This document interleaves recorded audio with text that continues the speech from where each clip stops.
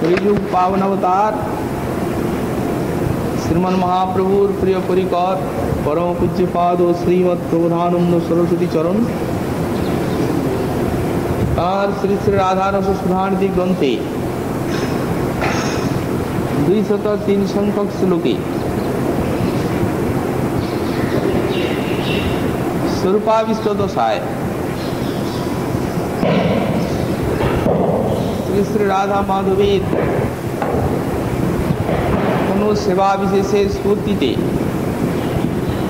বললেন উদঞ্চত রোমাঞ্চ প্রচচিতাং বেপুথুমতিম দধানাং শ্রী রাধা মতি মধুর লীলাময় তনুম কদা বা কুস্তুজ্জা কিমপি রচয়ন্তেব কুচয়োর বিচিত্রাং পত্রালি মহমহ বিশ্বে সুকৃতিনি।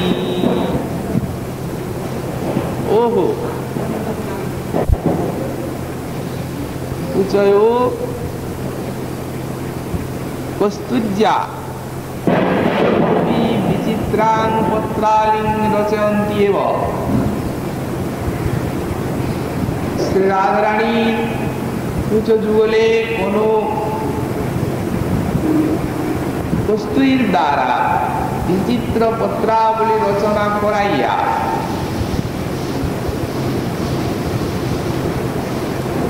সুকৃতিনি অহম উদঞ্চ রোমাঞ্চ প্রচ প্রচিতাং বেপুথুমতিম অতি মধুর লীলাময় তনুং দধানাং শ্রী রাধাং কদা বিক্ষে সুকৃতিনি অহম। পরম সৌভাগ্যবতী আমি উদঞ্চ রোমাঞ্চ প্রচ প্রচিতাং বেপুথুমতিম অতি মধুর লীলাময় তনুং দধানাং। শ্রীকৃষ্ণকে আমি রাধার বক্ষে কস্তুরীর দ্বারা যখন বিচিত্র পত্রালি রচনা করাবো তখন শ্রীকৃষ্ণ স্পর্শেতে যে রাধারানীর অঙ্গে উদঞ্চ রোমাঞ্চ প্রচ খচিতাম বিপুল রোমাঞ্চের উদয় হবে এবং সেই পুলকাবলিতে খচিতা হয়ে যিনি পরম সুশোভিতা হবেন এবং বেপুথুমতিম শ্রীকৃষ্ণের হস্তস্পর্শে যার দেহে কম্পজাত হবে সাত্ত্বিক বিকার এবং যিনি অতি মধুর লীলাময় তনুং দধানা অতিশয় মধুর লীলাময় তনু ধারণ করবেন সেই যে শ্রী রাধা তাদিশ্রী শ্রী রাধাকে অহং কদাবিক্ষে সুকৃতিনি আমি সেই রাধাকে সেইরূপ অবস্থায় করে দেখতে পাব। পূর্ব শ্লোকে আমরা আলোচনা করেছি গতকাল যে শ্রী শ্রী রাধা মাধব তারা কুঞ্জদ্বারে বসেছেন আর কিঙ্করী রূপে শ্রীপাদ কুঞ্জ মার্জন করছে। কুঞ্জটি তার নিকটে নয়না বিরাট অর্থাৎ যুগল বিলাসের সব চিহ্ন আছে। তিনি যে শয্যাটা পেতেছেন সেই ফুলশয্যা বিমর্দিত ছিন্ন কুসুম হার পড়ে আছে, ছিন্ন মলিমালাগুলি ইতস্তত বিক্ষিপ্ত হয়ে আছে। কতই আনন্দে কিঙ্করী রূপে শ্রীপাদ সেই কুঞ্জ মার্জন করছেন আর ওই সুগন্ধিত যে মলয় রস সিঞ্চন করছে, চন্দন রস সিঞ্চন করছেন, সুবাসিত করছেন কুঞ্জটিকে। সেই সময় একটা মধুর গান করেছে। সেই গানটি কি? ওই কুঞ্জ মার্জন করতে করতে একটা গান করেছে। গানটা কি বললেন? গানটি হচ্ছে মধুবিদ চরিত্রাণী স্মারামৃতর সবিচিত্রাণী। বিপুল অমৃত রসে বিচিত্র সেই গান, সেটি হচ্ছে মধুবিধ চরিত্র, অর্থাৎ শ্রী শ্রী রাধা মাধবের রসময় বিলাসের মাধুরী গাইছে। যে বিলাসটি নয়নে দেখেছে কিঙ্করী, সেইটি নিজকৃত কাব্যে একটা গান আকারে রচনা করে গাইতে আরম্ভ করেছে। সঙ্গে সঙ্গে একটা কাব্য করেছেন। আমাদের শ্রীপাদ রঘুনাথ দাস গোস্বামী চরণ বললেন, সুললিত কাব্য তুমি আমায় করে শিক্ষা দিবে। রাধা গোবিন্দের লীলাটি সঙ্গে সঙ্গে গান আকারে রচনা করেছেন, তো তুমি তো গাইছেন। কার শিক্ষা? এই ঈশ্বরী শিক্ষিতা সে সকলা কৌশলশালী, সব রাধারানী শিক্ষা দিয়েছে। এখন রাধারানী কিঙ্করীকে নানা কলায় শিক্ষা দিয়ে এমন তৈরি করে নিয়েছে। ললিতা একদিন বলছেন শ্রীপাদ দাস গোস্বামী চরণের বাণী, বললেন এই দাসীকে তুমি মনের মতো তৈরি করে নাও, গান বাদ্য কাব্য সঙ্গীত বীণাবাদন ইত্যাদি শিক্ষা দিয়ে তোমাদের যুগল বিলাসের রসকে পুষ্ট করবে নিবৃত লীলায়, তোমার মনের মতো করে তৈরি করে নাও। রাধারানী মনের মতো করে তৈরি করে নিয়েছে নাকি? এই জন্য লীলাটি দেখেছেন তো, সেই লীলাটিকে সঙ্গে সঙ্গে কাব্য আকারে গান আকারে রচনা করে গাইতে আর যুগল কিশোর দরজা আছেন, শুনছেন সব। সেই যে কুঞ্জের অলিন্দে তারা আছেন, তো বাতাস সেবা করছেন, আর কিঙ্করী কুঞ্জটা মার্জন করছেন। তারা তো গানটা শুনছেন কিঙ্করী,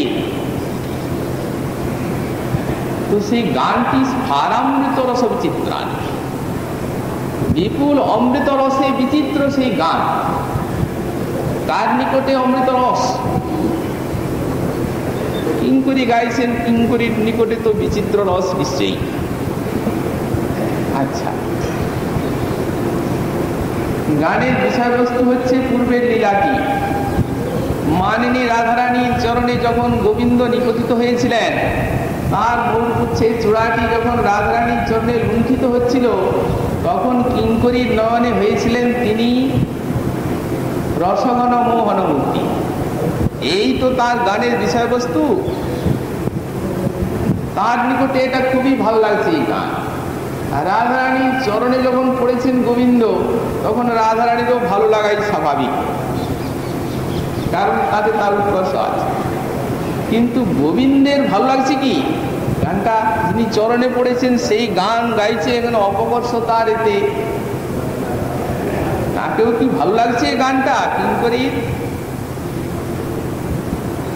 এখানে স্ফারামৃত রস বিচিত্রাণী শব্দে সকলেরই পরম আশ্চর্য। মাধবের বেশি আনন্দ লাগছে গানটা শুনে। তিনি রাধারানীর পায়ে পড়েছেন, তাতে তার বেশি আনন্দ লাগছে।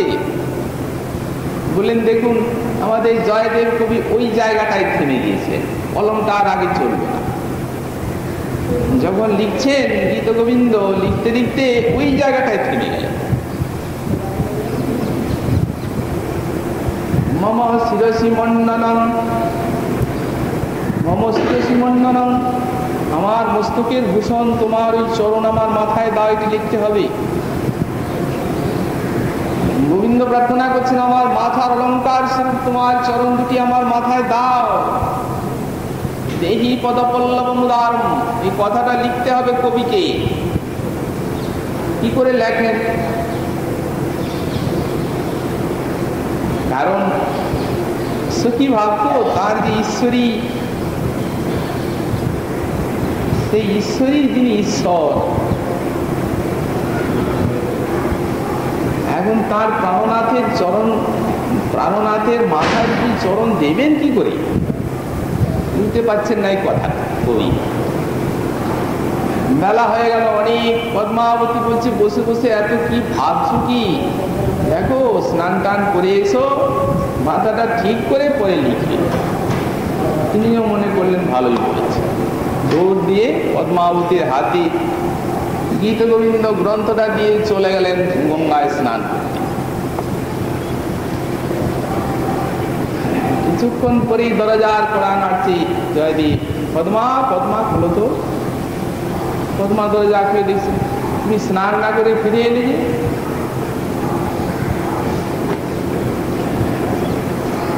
না, স্নান করে এসেছি। তুমি এত তাড়াতাড়ি স্নান করে এলে? আসলাম, সদ্য স্নাত জয়দীপ। বললেন আসলাম, তাড়াতাড়ি এলাম, ওই কথাটা যেটা ভাবছিলাম না সেটা মনে পড়ে গেল, তাড়াতাড়ি আমি ভুলে যাবো। আমার পাণ্ডুলিপিটা নিয়ে এসে দেহি পদপল্লব মুদারম লিখে, যখন লিখছেন তখন মনে মনে ভাবছেন, হে জয়দেব কবি, কেন তুমি দ্বিধা করলে? তুমি কি জানো না যে ওই চরণ মস্তকে ধারণ করাই আমার জীবাতু, তাতেই আমার পরম উৎকর্ষ? এটা তুমি বুঝতে পারলে না?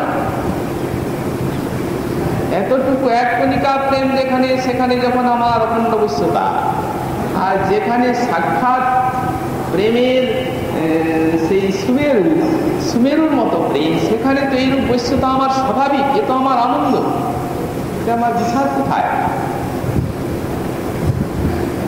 একে তারপরে পদ্মাবতী ভোজন করালেন, ভোজনও করলেন। বিশ্রাম করতে দিয়ে পদ্মাবতী এরপর ভোজনে বসবেন, প্রসাদ নিতে অবসরে দরজার কাছে যদি পদ্মা খোলো খোলো দ্বার, আশ্চর্য দিয়ে এখন আসছে। পদ্মা অবাক হয়ে বলছেন, ঘরে বিশ্রাম করছেন তিনি, বাইরে কণ্ঠস্বর। তাড়াতাড়ি বিশ্রামের ঘরে দেখছেন কেউ, খুলে দেখছেন সদ্য স্নাত। তুমি এখনই এলে, এসে পাণ্ডুলিপি লিখলে, প্রসাদ খেলে, স্মরণ করলে, আবার স্নান করলে। ওই এই তো আমি স্নান করে আসছি। তবু এখনই তুমি এলে, এসে তোমার বললে, আমার মনে পড়ে গেল কথাটা, লিখলে, লিখে খেলে, এই দেখো প্রসাদ। বিশ্রাম করতে গেলে কিন্তু ইন্দ্রজালের মতো সব ব্যাপার, জয়দেবের বিদ্যার পাখি থাকবে না। পদ্মা নিয়ে এসো তাড়াতাড়ি, নিয়ে এসো পাণ্ডুলিপি। দেখি পাণ্ডুলিপি খুলে দেখছেন, সেই সোনার আক্ষরে লেখা আছে শ্রীহস্তের অক্ষর, দেহি পদপল্লব মুদার। তখন পদ্মার চরণে ধরতে যাচ্ছে, বললেন তুমি সেই অখণ্ড অদ্বয় প্রেম তত্ত্ব সাক্ষাৎ সেই সচ্চিদানন্দ ঘন বিগ্রহকে দেখলে প্রেমের জয় জয়কার ঘোষণা করতে এসেছেন যিনি, সেই অবস্থায় তাকে দেখা যে কত বড় সৌভাগ্যের কথা। প্রেমের জয় ঘোষণা করতে এসেছেন তো লিখে দিতে, তুমি পরম সৌভাগ্যবতী। ও কোনো জন্মে তোমার সৌভাগ্য আমি পাবো কিনা অসুবিধা। এখন আমাদের শ্রীমদ ভাগবত সুকমুনি এই তত্ত্বটি ঘোষণা করেছেন, তত্ত্বের ভিতরে প্রতিপক্ষণ লীলা দেখাচ্ছেন, এটা কৃষ্ণের দরকার। মানে যখন মাটি খেলেন তখন বালকেরা বললো যে কৃষ্ণ তোমার মাটি খেয়েছে মা বাল্য লীলায়। তখন মা তার অনিষ্ট আশঙ্কায় অধীরা হয়ে এসে বললেন, দেখি মুখখানি দেখা। কৃষ্ণকে জিজ্ঞাসা করলেন, বললেন মাটি খেয়ে, কেন মাটি খেয়েছিস? কৃষ্ণ অবাধে মিশা কথা বলে দিলেন, না আমি ভক্সি তোমার সর্দি মিথ্যা, না আমি মাটি খাইনি, এরা সব মিশে কথা বলছে। আমাদের গোস্বামী পাল বলেন, দেখুন কৃষ্ণকে সত্যবাদী করা যায়। তিনি তো রসে মিথ্যা কথা বলেছেন, কিন্তু তত্ত্বে তাকে সত্যবাদী করা যেতে পারে। যেমন খাওয়া কাকে বলে, বাইরের জিনিসটা ভিতরে দিলে তো খাওয়া। তো বললেন বাইরে তো তার কিছু, বাহির ভিতর তো তার নাই। সুকুনি বলেছেন ন চান তরুণ কহিরিষ্য, অতএব কোনটা তার বাহির যেটা তিনি খাবেন। তো বললেন এই জ্ঞানটা নিয়ে কি কৃষ্ণ বললেন আমি মাটি খাইনি মা, সত্যস্বরূপ ভগবান? বললেন না না, এই জ্ঞান নিয়ে তিনি বলছেন না। যখনই তার সেই মাটি খাওয়ার কথা মায়ের কাছে ছেলেরা বলতে গেছে সখারা, তখনই তিনি লালারস ভিতরে দিচ্ছেন, মুখটা সাফ করার জন্য। মা মারবে, ভিতরে লালারসটা বারবার দিচ্ছেন। তিনি মনে ভাবছেন মা দেখলই বা, ভিতরটা তো সাফ করেছি আমি, তার আবার অতএব নিচে কথা বলা আর কিছু নেই। না মা আমি মাটি খাইনি। মাও ছাড়া কথা নেন, দেখি মুখখানা। গোস্বামী পাল বললেন, মায়ের রোষ রূপ সূর্য কিরণ সম্পাদে যেন একটা নীল কমল ফুটে গেল। আড়ষ্ট হয়ে আছেন ভয়ে, মনে করছেন মুখটা তো সাফ করেছি, কিন্তু মা যদি কোনো জায়গায় একটু দাগ দেখে তাহলে আর রক্ষা নেই। ঐশ্বর্য শক্তি বলছে, প্রভু তুমি এমন ভাবে ভীত হয়ে আছো, ভয় নেই তোমার, আমি আছি। মা গো, এই মুখের মধ্যে কেবল মাটি দেখতে এসে কিছু লাভ নেই মা। এখানে ক্ষিতি আছে, অপ আছে, তেজ আছে, মরুত আছে, বোম আছে, অনন্ত কোটি ব্রহ্মাণ্ড আছে, সমস্ত বিশ্ব আছে, তুমিও আছো, তোমার গোপালও আছে। দেখ, সমগ্র বিশ্বের চিত্রটা ফুটিয়ে তুললো সেই তার বিভক্ত শক্তি কৃষ্ণের মুখে। মা অবাক হয়ে গেলেন, বলছেন, কিং স্বপ্ন এ দুটো দেব মায়া কিংবা মদীয় বত বুদ্ধি মোহ অথ অবশ্যই মার ভোকেশ্বর্য কশ্চন উৎপত্তিকাত্মরূপ। কিছু স্থির সিদ্ধান্তে মা দাঁড়াতে পারছেন। বলছেন, আমি কি স্বপ্ন দেখছি? কিং স্বপ্ন?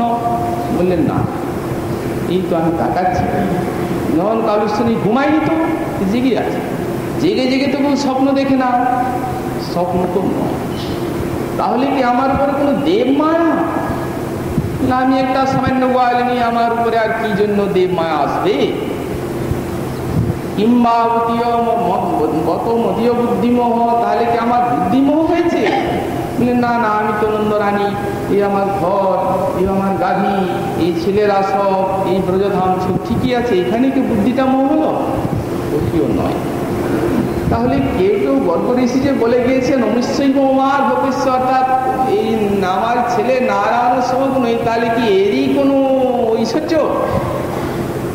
ভাবছেন না না, তা তো হতেই পারে না। যদি আমার ছেলের ঐশ্বর্য হয় এত বড়, তাহলে সামান্য নবনীতের জন্য দে মা ননী দে মা বলে আমার পেছনে পেছনে কাঁদবে কেন?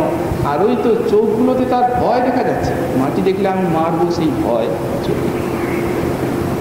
কিন্তু যদি তার ঐশ্বর্যই হয়, তাহলে ভীত হয়ে তাকাবে কেন? নারায়ণ মায়ের ভাবান করেছে, করুণা করো প্রভু, যবের থেকে ছেলেটা জন্মালো তবে থেকে এর অনিষ্টের অন্ত নেই। হে ভগবান, এই আমার শিশু, এই আমার ঘর, এই আমার পতি, এই আমার সম্পত্তি, এই যে আমার মোহ, এই মোহের জন্যই আমার এত দুঃখ, এত আরতি। অতএব হে ভগবান, তুমি এই মোহজাল কেটে দাও। যেমন এই ছেলে পতি ইত্যাদি সকলের মোহ ত্যাগ করে একান্তে তোমার চরণ ভজন করে ধন্য হতে পারে। যেমন একটা সাধারণ মা, তিনি যেন ঘরে ছেলে পুলের নানা রোগ ব্যাধি অনিষ্টে অত্যন্ত যেন ব্যথিতা হয়ে আর আত্মীয় সেই ভগবানের চরণে প্রার্থনা করেন, হে ভগবান এসব মায়াজাল কেটে দাও, এরপর ঠাকুর আর না, এরপর যেন একান্তে তোমার চরণ ভজন করে থাকতে পারে। তেমনি মা যশোদা, তিনি গোবিন্দের থেকে মোহটা তুলে দিতে চাচ্ছেন। সর্বনাশ, গোবিন্দের পুঁজি শেষ হয়ে তখনই আর দেরি না করে যেমনি বলেছেন যে প্রভু, এই যে আমার ছেলের উপরে মমতা রাখবে না তুমি নারায়ণ, ইত্থং বিজিত দত্তায়াং গোপিকাং সৈশ্বর বৈষ্ণবিঙ্গে তন্মায়াং পুত্রস্নেহময়ী বিভু। তুমি মা যদি আমার উপরে মমতা না রাখো, তাহলে আমি কার বাৎসল্য রস সিন্ধুতে এত সাঁতার কাটবো মা? তাহলে তো আমার সব শেষই হয়ে যায়। অতএব সঙ্গে সঙ্গে বাৎসল্য রস অর্থাৎ পুত্র স্নেহময়ী বৈষ্ণবী মায়া প্রেম বিস্তার করলেন। যখন প্রেম বিস্তার করলেন পুত্রের স্নেহময়ী বৈষ্ণবী মায়া, তখন যশোদার কি হলো জানেন? সত্য নষ্ট স্মৃতির খুবই। তখন ওই বৈষ্ণবী মায়া, তিনি যে কৃষ্ণ যে মাটি খেয়েছে তার মুখ দেখছিলেন, মুখের উপরে এত ব্রহ্মাণ্ড দেখলেন, স্মৃতিটিকে পর্যন্ত করে মুছে দিলেন। প্রবৃদ্ধ স্নেহ করিলাম হৃদয় আসিত যথাপুরা, হৃদয়ে পূর্বের মতো আবার স্নেহরস কোটি কোটি গুণে উৎসার করে উঠল, আরো অধিক স্নেহে কৃষ্ণকে বুকে জড়িয়ে ধরলেন। কারণ ওইটি না হলে গোবিন্দ যে ফাঁকিতে পড়ে যায়। এই জন্য এই যে ভক্তের বশীভূত হয়ে থাকা, প্রেমের জয় জয়কার, তার কাম্য। ভাগবতী শুনি নিজের এই দৃষ্টান্তের দ্বারা বিষয়টি প্রতিপাদন করছেন। অতএব কিঙ্করী এই গানে যত আনন্দ পাচ্ছেন, রাধারানীও তেমনি আনন্দ পাচ্ছেন, আর গোবিন্দ তেমনি আনন্দ পাচ্ছেন বলে বললেন স্ফারামৃত রসচিত্রায়। গাইতে গাইতে যুগলের মনে পুনরায় বিলাস বাসনা জাগিয়ে তুললেন সেবারসীর মূর্তি কিঙ্করী। মানে এইরূপ মধুর গান দিয়ে কোন সময় হয়তো রাধারানী সেই প্রেম রসের আস্বাদনী বিবল হয়ে গোবিন্দ আনন্দ উৎসাহ গ্রহণ করেন, মূর্ছা হয়তো যাই না, রাধারানীও হার মানেন সেই মূর্ছা বিগত করার জন্য। তখন কিঙ্করী এই সব রসের গান গেয়ে আর সেই মূর্ছাটা বিগত করা। এত বড় সেবার পাত্র। যখন পুনরায় বিলাসের বাসনা দেখতে পেলেন কিঙ্করী, আবার সেই মার্জন করে কুঞ্জে কুসুম সজ্জা রচনা করলেন, যুগল বিলাস মাধুরী আস্বাদন করলেন। লীলান্তে কিঙ্করী প্রবেশ করে কুঞ্জে শ্রীযুগলের জল দান, বিজন, তাম্বুল দান আদি সেবাও সম্পাদন করলেন।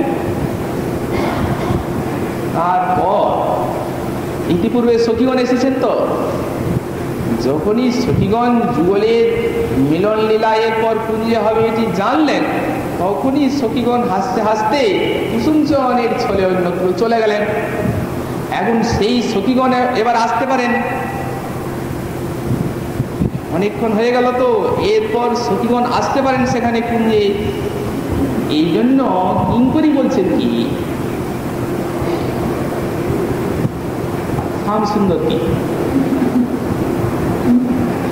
দেখো, শ্যাম সুন্দর আমার ঈশ্বরীর বেশভূষা ইত্যাদি তুমি বিপর্যস্ত করে দিয়েছ। এখনই সখীগণ এসে পড়লে তিনি অতিশয় লজ্জিতা, অতএব তুমি তার বেশভূষা সব এখনই রচনা করে দাও। এখানে আজকে কিঙ্করী করছেন এই সেবা। কোন সময় রাধারানী বলেন রচনা কুচরা পত্রম চিত্রম দুঃসকপালয় ঘটয় যোগনে কাঞ্চি মঞ্চস্রজাতবরিতম কলয় বল শ্রেণী পাদে পাদ কুরু ইতি নিগদিত প্রীত পিতাম্বরূপি তথা।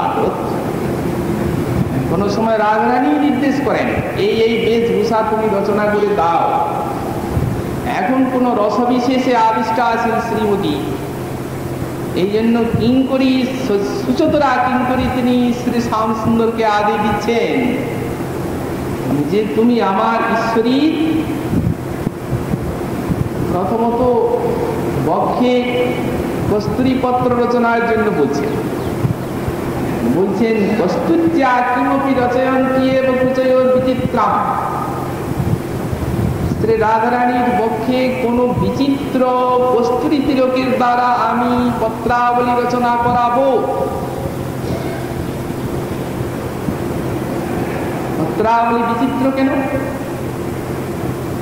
যখনই কিঙ্করী বলেছেন তুমি রাধারানীর বেশ রচনা করে দাও, প্রথমে তার বক্ষে কস্তুরী পত্রের দ্বারা চিত্রাবলী রচনা করে দাও। মকরী চিত্র রচনা করবেন। কিঙ্করী এনেছেন কস্তুরী, কস্তুরী পঙ্ক এনেছেন, হরিতাল কস্তুরী ইত্যাদি রং এনেছেন। মণির বাটিতে কিঙ্করীর হাতে সেই পাত্র আছে, আর শ্যাম সুন্দরের হাতে দিয়েছেন তুলি। কিমপি বিচিত্রাম, সাক্ষাৎ শৃঙ্গার, রাধারানী শৃঙ্গার করছেন।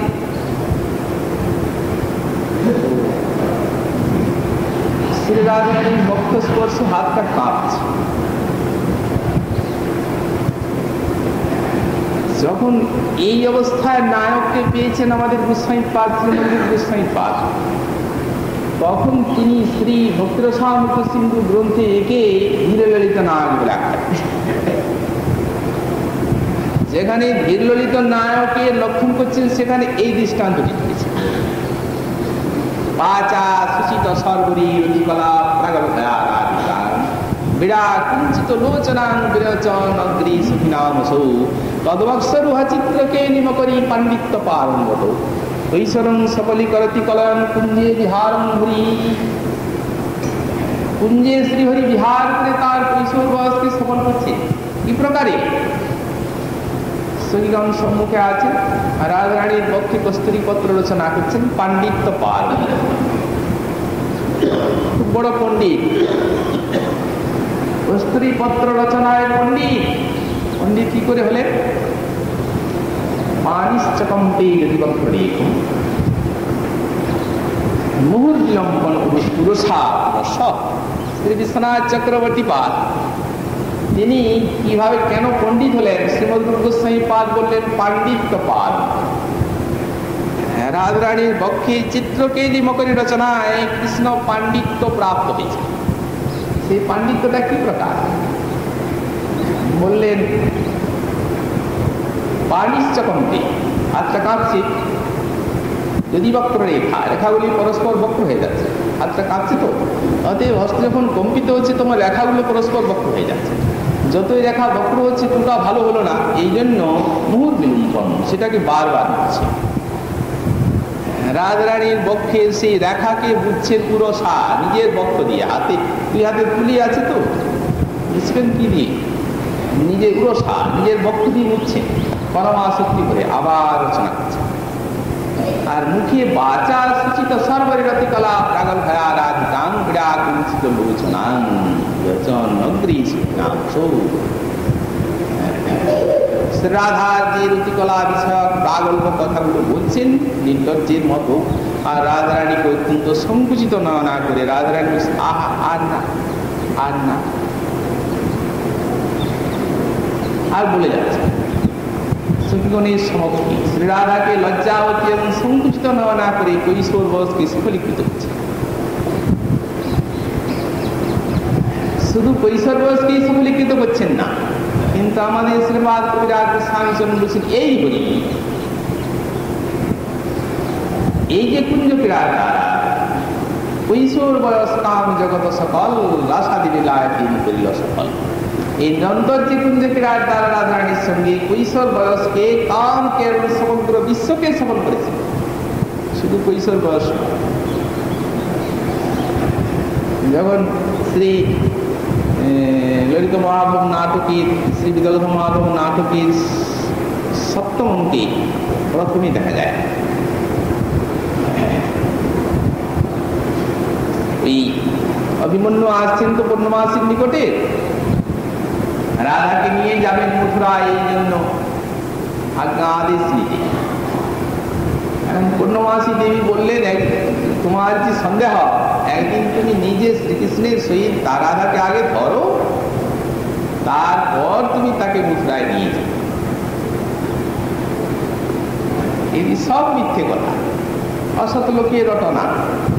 অভিমন্যুকে সে স্থানের থেকে পাঠিয়ে দিলেন, সঙ্গে সঙ্গে বৃন্দা যেমনি এসেছেন তেমনি বৃন্দাকে জিজ্ঞাসা করছেন, বৃন্দে যুগল বিলাস বলে আমার প্রাণটাকে শীতল। বৃন্দাদি বলছেন, হে আরজি, এই যুগল লীলা মাধুরী বর্ণনার জন্য কার না প্রাণ এবং জিহ্বা আকুলিত হয়?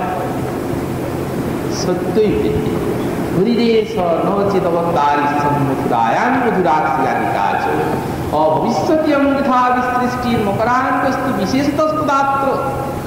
তখন পূর্ণমাসী দিনে শ্লোকটি বলছেন, বললেন হে বৃন্দে, যদি এই হরি যদি অবতীর্ণ না হতেন এবং এ রাধারানী যদি অবতীর্ণ না হতেন, হরি অবতীর্ণ হলেও যদি রাধারানী অবতীর্ণ না হতেন, আর এরা যদি বৃন্দাবনে অবতীর্ণ না হতেন, তাহলে অভবিষ্যতীয় বৃথা সৃষ্টি, এই যে বিধাতার সৃষ্টিটা একটু বৃথা হয়ে যেত, আর মকরান্তস্তু বিশেষতস্তদাত্র কন্দর্প বিশেষ রূপেই বৃথা হয়ে যেত। তাহলে এই যে রাধা মাধবীর মধুর চরিত্র, এই লীলার দ্বারা বিসৃষ্টি বিধাতার সফল হচ্ছে। কোথায় তো গোস্বামী পাদ বলতে চাচ্ছেন এখানে, যদি কৃষ্ণ অবতীর্ণ হতেন, রাধারানী অবতীর্ণ না হতেন, আর যদি রাধাই অবতীর্ণ হতেন, কৃষ্ণ অবতীর্ণ না হতেন, আর উভয় অবতীর্ণ হলেও যদি বৃন্দাবনে অবতীর্ণ না হতেন, তাহলে বিধাতার সৃষ্টি ব্যর্থ হয়ে যেত। যেমন মনে করুন, অনেক ভুরি ভোজ্য বস্তু আছে, কিন্তু যদি ক্ষুধা না থাকে, ক্ষুধিত ব্যক্তি না থাকে, তাহলে ভোজ্য বস্তুর বিফলতা। আর যদি ক্ষুধিত ব্যক্তি আছে, খাবার জিনিস না থাকে, তাহলে তারও ক্ষুধার বিফলতা, বৈফল্য। এই জন্যই বললেন যদি কৃষ্ণ অবতীর্ণ না হতেন আর রাধারানী অবতীর্ণ না হতেন, রাধা কৃষ্ণ অবতীর্ণ যদি না হতেন তাহলে রাধা কৃষ্ণের উপাসক যারা তাদেরই দুঃখ হতো এবং অসুবিধা ঘটতো বা তাদেরই অনিষ্ট। কিন্তু বিধাতার সৃষ্টিটাই যে নিষ্ফল হয়ে যেত, এটি কিরূপে সম্ভবপর হয়? অভবিষ্যৎ সৃষ্টি বলা হচ্ছে, এই বিধাতার সৃষ্টিটাই নিষ্ফল হয়ে যেত যদি রাধা কৃষ্ণ বৃন্দাবনে অবতীর্ণ না হতেন। তো যারা রাধা কৃষ্ণ ভজন করছেন তাদের জন্য এটি, তাদের জন্মটা ব্যর্থ হতো, কিন্তু যারা ভজন করেন না তাদের তো ব্যর্থ হওয়ার কোনো কারণ নাই। বললেন দেখুন অভবিষ্যৎ সৃষ্টি কি জন্য বলেছে। আমরা এর পূর্বের দিন আলোচনা করেছি যে জগতের যে সমস্ত মায়াবদ্ধ জীব তাদের জন্য ভগবানের সৃষ্টির ইচ্ছা হয় না। সেই মাই ব্রহ্মাণ্ডে যে সকল ভক্ত সাধন সংস্কার নিয়ে আছেন, সেই তাদেরকে সাধন সুযোগ দেওয়ার জন্য ভগবানের সৃষ্টির ইচ্ছা হয়। তাহলে ভক্তেরা যদি সাধন সুযোগ না পান, ভগবান না এলে তারা সাধন সুযোগ পাবেন না। ভগবান যদি সেই চিন্ময়ী লীলাকে তার এই মৃন্ময়ী পৃথিবীতে না আনয়ন করেন, তাহলে তারা সাধন সুযোগ পাবেন না। কি শ্রবণ কীর্তন করবেন? শ্রবণ কীর্তন ধ্যান ধারণা করবেন কোনটা? তাহলে ভগবান দিলেন তাদেরকে দেহ ভজনের জন্য, কিন্তু তার মধুর লীলার অবতার না হলো না। যদি মধুর লীলার অবতার না হয় তাহলে তারা ধ্যান ধারণা করবেন কি? যেহেতু ভক্তের জন্য যখন সৃষ্টি আর তাদেরই যদি হিত না হয় তাহলে অভবশ্যতি অঙ্কিতাবি সৃষ্টি, তাহলে সৃষ্টিটা তো বৃথাই হলো। কারণ ইতর সাধারণ কর্মীর জন্য তো সৃষ্টিটা হচ্ছে না, ভক্তের জন্যই তো হচ্ছে, ওতে বৃথা বৃথা তো হয়ে গেল। যদি কেউ বলেন কেন একা গোবিন্দ নাই পাইলেন রাধারানী বৃন্দাবনে, তার কি আছে? আরো তো অন্যান্য অবতার আছেন। এই জন্যই এর উত্তরে বলেছেন ইয়ং হরি। এর উত্তরে এই কথা বলেছেন এই হরি, অর্থাৎ এই কথাটির মানে হচ্ছে যে প্রীতি একটা অনাবিল আনন্দকে কামনা করে। যেহেতু যে হরি বৃন্দাবনে নিজের ঐশ্বর্য সত্তাকে পর্যন্ত, ভগবত্তাকে পর্যন্ত ভুলে, আর যে হরি ভক্তমনের প্রেমের স্রোতে অসীমের দিকে ভেসে চলেছেন, নিজকে ওই ভক্তের সখা প্রিয়তম এবং পুত্র ছাড়া আর কিচ্ছু বুঝছেন না বৃন্দাবন। অতএব যিনি প্রেমের অধীন হয়ে নিজের ভগবত্তাকে পর্যন্ত বিস্মৃত হয়েছেন,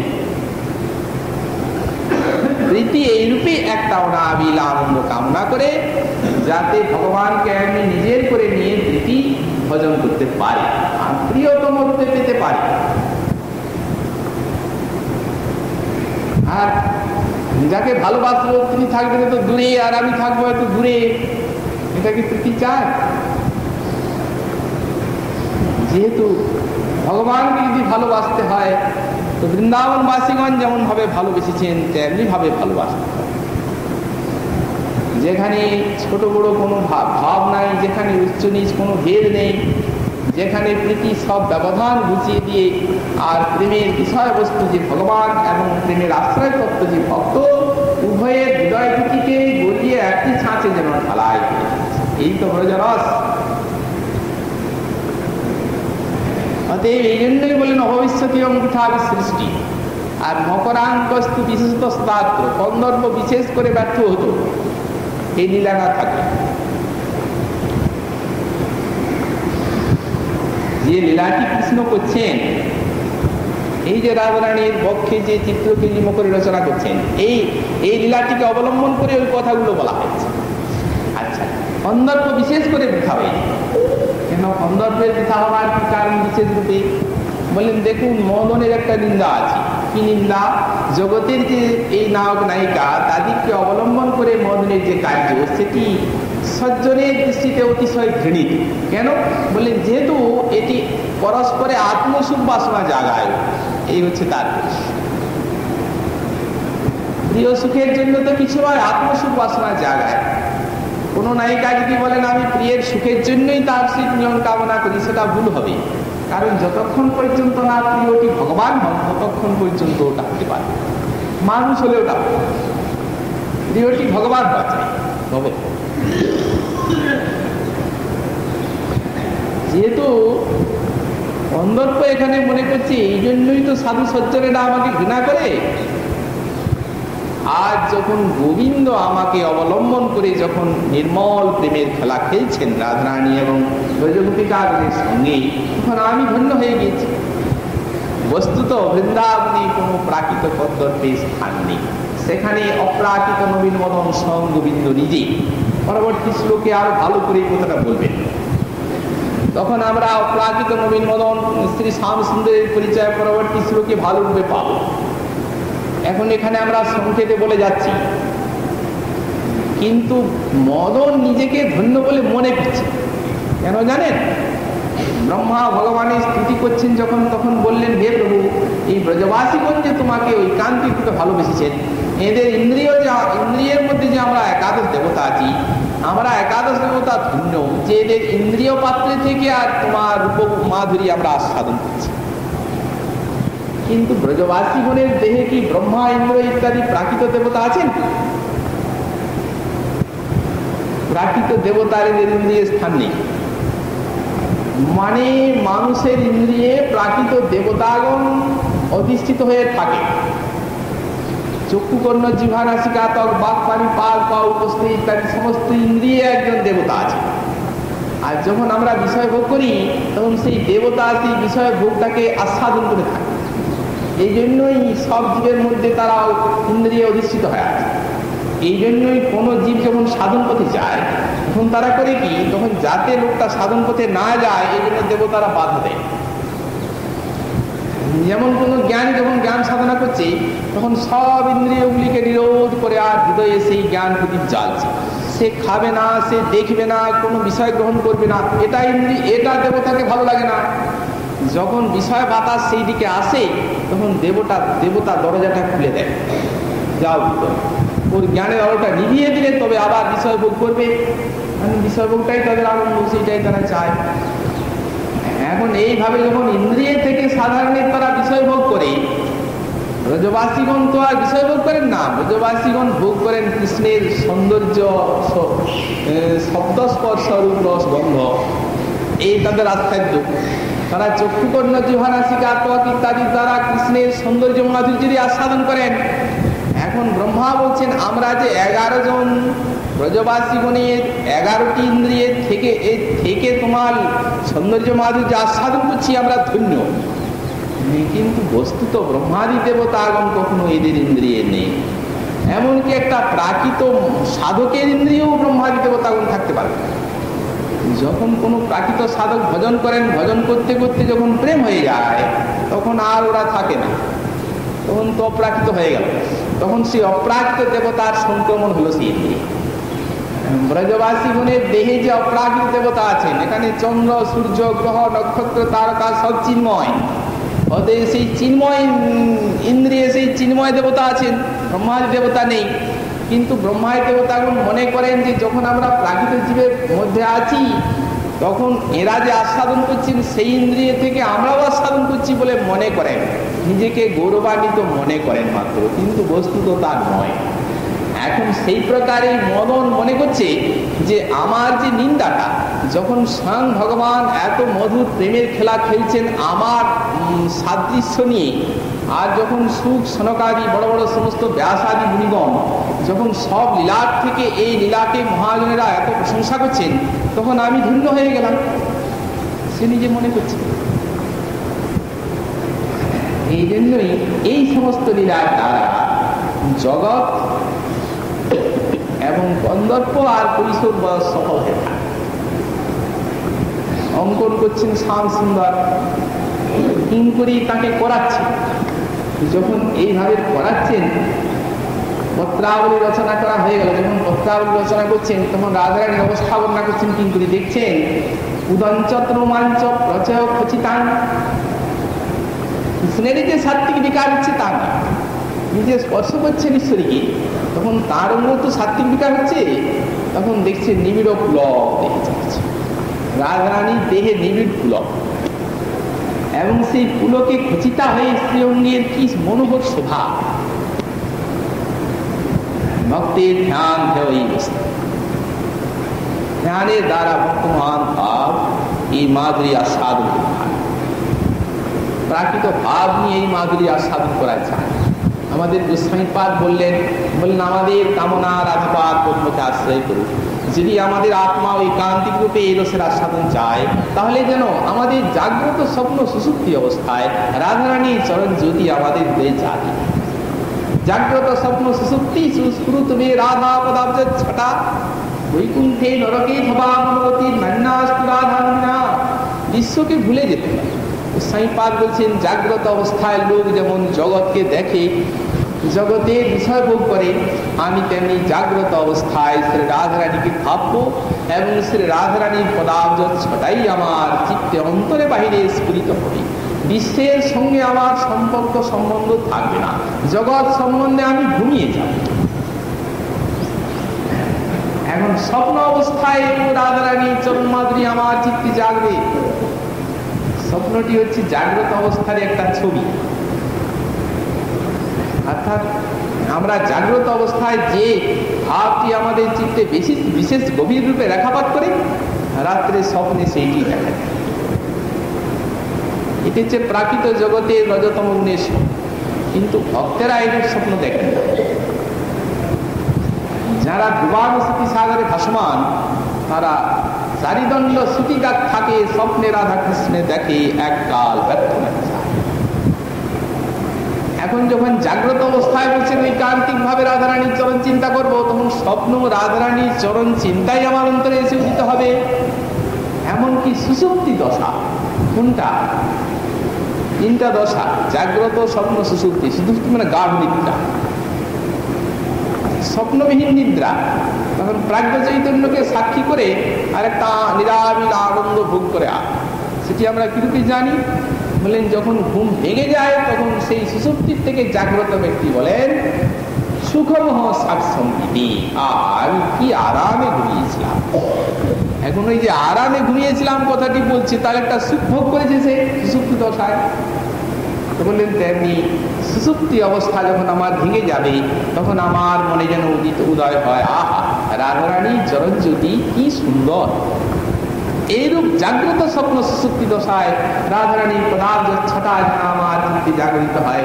বৈকুণ্ঠে নরকে ধবা মম গতি নান্যাস্তু রাধাঙ্গিনা। আমার মন, ইন্দ্রিয়, বুদ্ধি এমন ভাবে তার চরণকে আশ্রয় করবে, বৈকুণ্ঠেই যায় আর নরকেই যায়, রাধারানী যেন ছাড়া, রাধা চরণ ছাড়া যেন আমার আর অন্য কোনো গতি না থাকে। কত সুন্দর সুন্দর কথা বলেছে।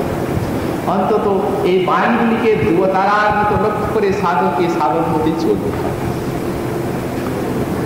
যেমন সাধকের দৃষ্টিটি সেই স্থানে নিবদ্ধ থাকে, সিদ্ধের যাহা স্বাভাবিক সাধকের তাই সাধনা। গোস্বামীপাদ বললেন সিদ্ধের আগে যেটি স্বাভাবিক সেটি হচ্ছে সাধকের সাধনা। ভাবিতে ভাবিতে কৃষ্ণ স্ফুরয় অন্তরে, কৃষ্ণ কৃপায় অল্পপায় পায়। এই সমস্ত লীলা কথা শুনতে, চিন্তা করতে করতে রাধারানীর চরণ যেমনে যেমনে চিত্ত মার্জিত হবে, তেমনে তেমনি সাধকের চিত্তে এইগুলি অনুভব হবে। সমস্ত লীলা এখন যখন তিনি লীলার ধ্যান করবেন, তখন তো এগুলো ভাবতে হবে। যখন ভাববেন তখন যন্ত্রের মতো ভেবে যাওয়াটা তো নয়। যেমন বস্তুত সপ্রকাশ লীলা রসটা চিত্তে আস্বাদন করতে পারে, তার যোগ্যতা হৃদয় থেকে আসা। রাধারানী পুলকাঞ্চিত হচ্ছেন, কৃষ্ণের অঙ্গ স্পর্শে কিম করে দেখছেন, সঘন পুলক প্রভাব প্রচয় খচিতাংশ দেখছেন। যেমন একটা সুবর্ণের অলঙ্কার আছে সোনার, তাতে আছে হীরকমণি খচিত, তেমনি রাধারানীর যে অতুলনীয় সৌন্দর্য, সেই সৌন্দর্যে আবার কৃষ্ণ যখন স্পর্শ করছেন, তখন তার স্পর্শে যে তার পুলক হচ্ছে, সেই পুলকটি যেন সোনার প্রতিমায় হীরকমণি খচিত, খচিতাংশ দেখেছে। শোভা হচ্ছে কত! প্রেমের দেহে সাত্বিক বিকার তো।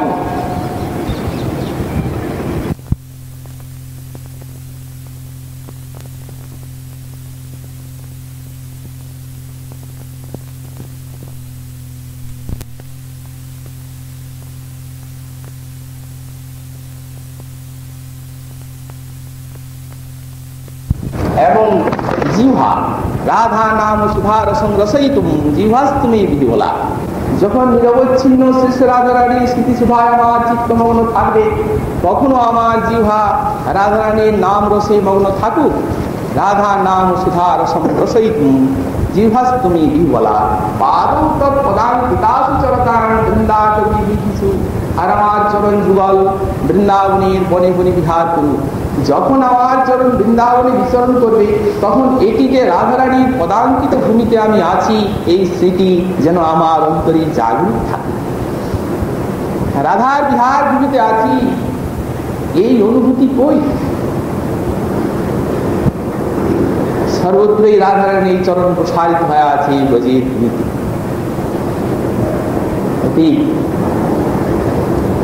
সেই স্মৃতি নিয়ে তিনি বৃন্দাবনে বিচরণ করতে চাচ্ছেন। এটাই চরণের পিতার কথা। তৎকর্মৈব করো করো তো হৃদয় তস্যাবনং ধায়তা। আর আমার হাত তারই পরিচর্যা করুন, তারই কাজ, তার পরিচর্যা, তার ভক্তের পরিচর্যা। আর হৃদয় তস্যাবনং ধায়তা, আর হৃদয় আমার তার চরণ। এখানে চরণটি ভক্তির সহিত উল্লিখিত হয়েছে। বস্তুত তার লীলা রসমাধুরী হৃদয় চিন্তা করুন।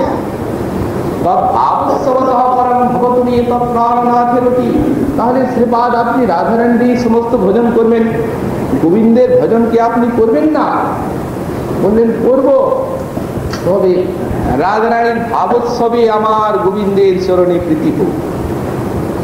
ভাবোৎসব মানেই মঞ্জরি ভাব, ভাবের যেখানে উৎসব, ভাব উল্লাস আরতি যাকে বলা যায়, ভাবের যেখানে চরম উল্লাস, এইটি হচ্ছে ভাবোৎসবের ভজন।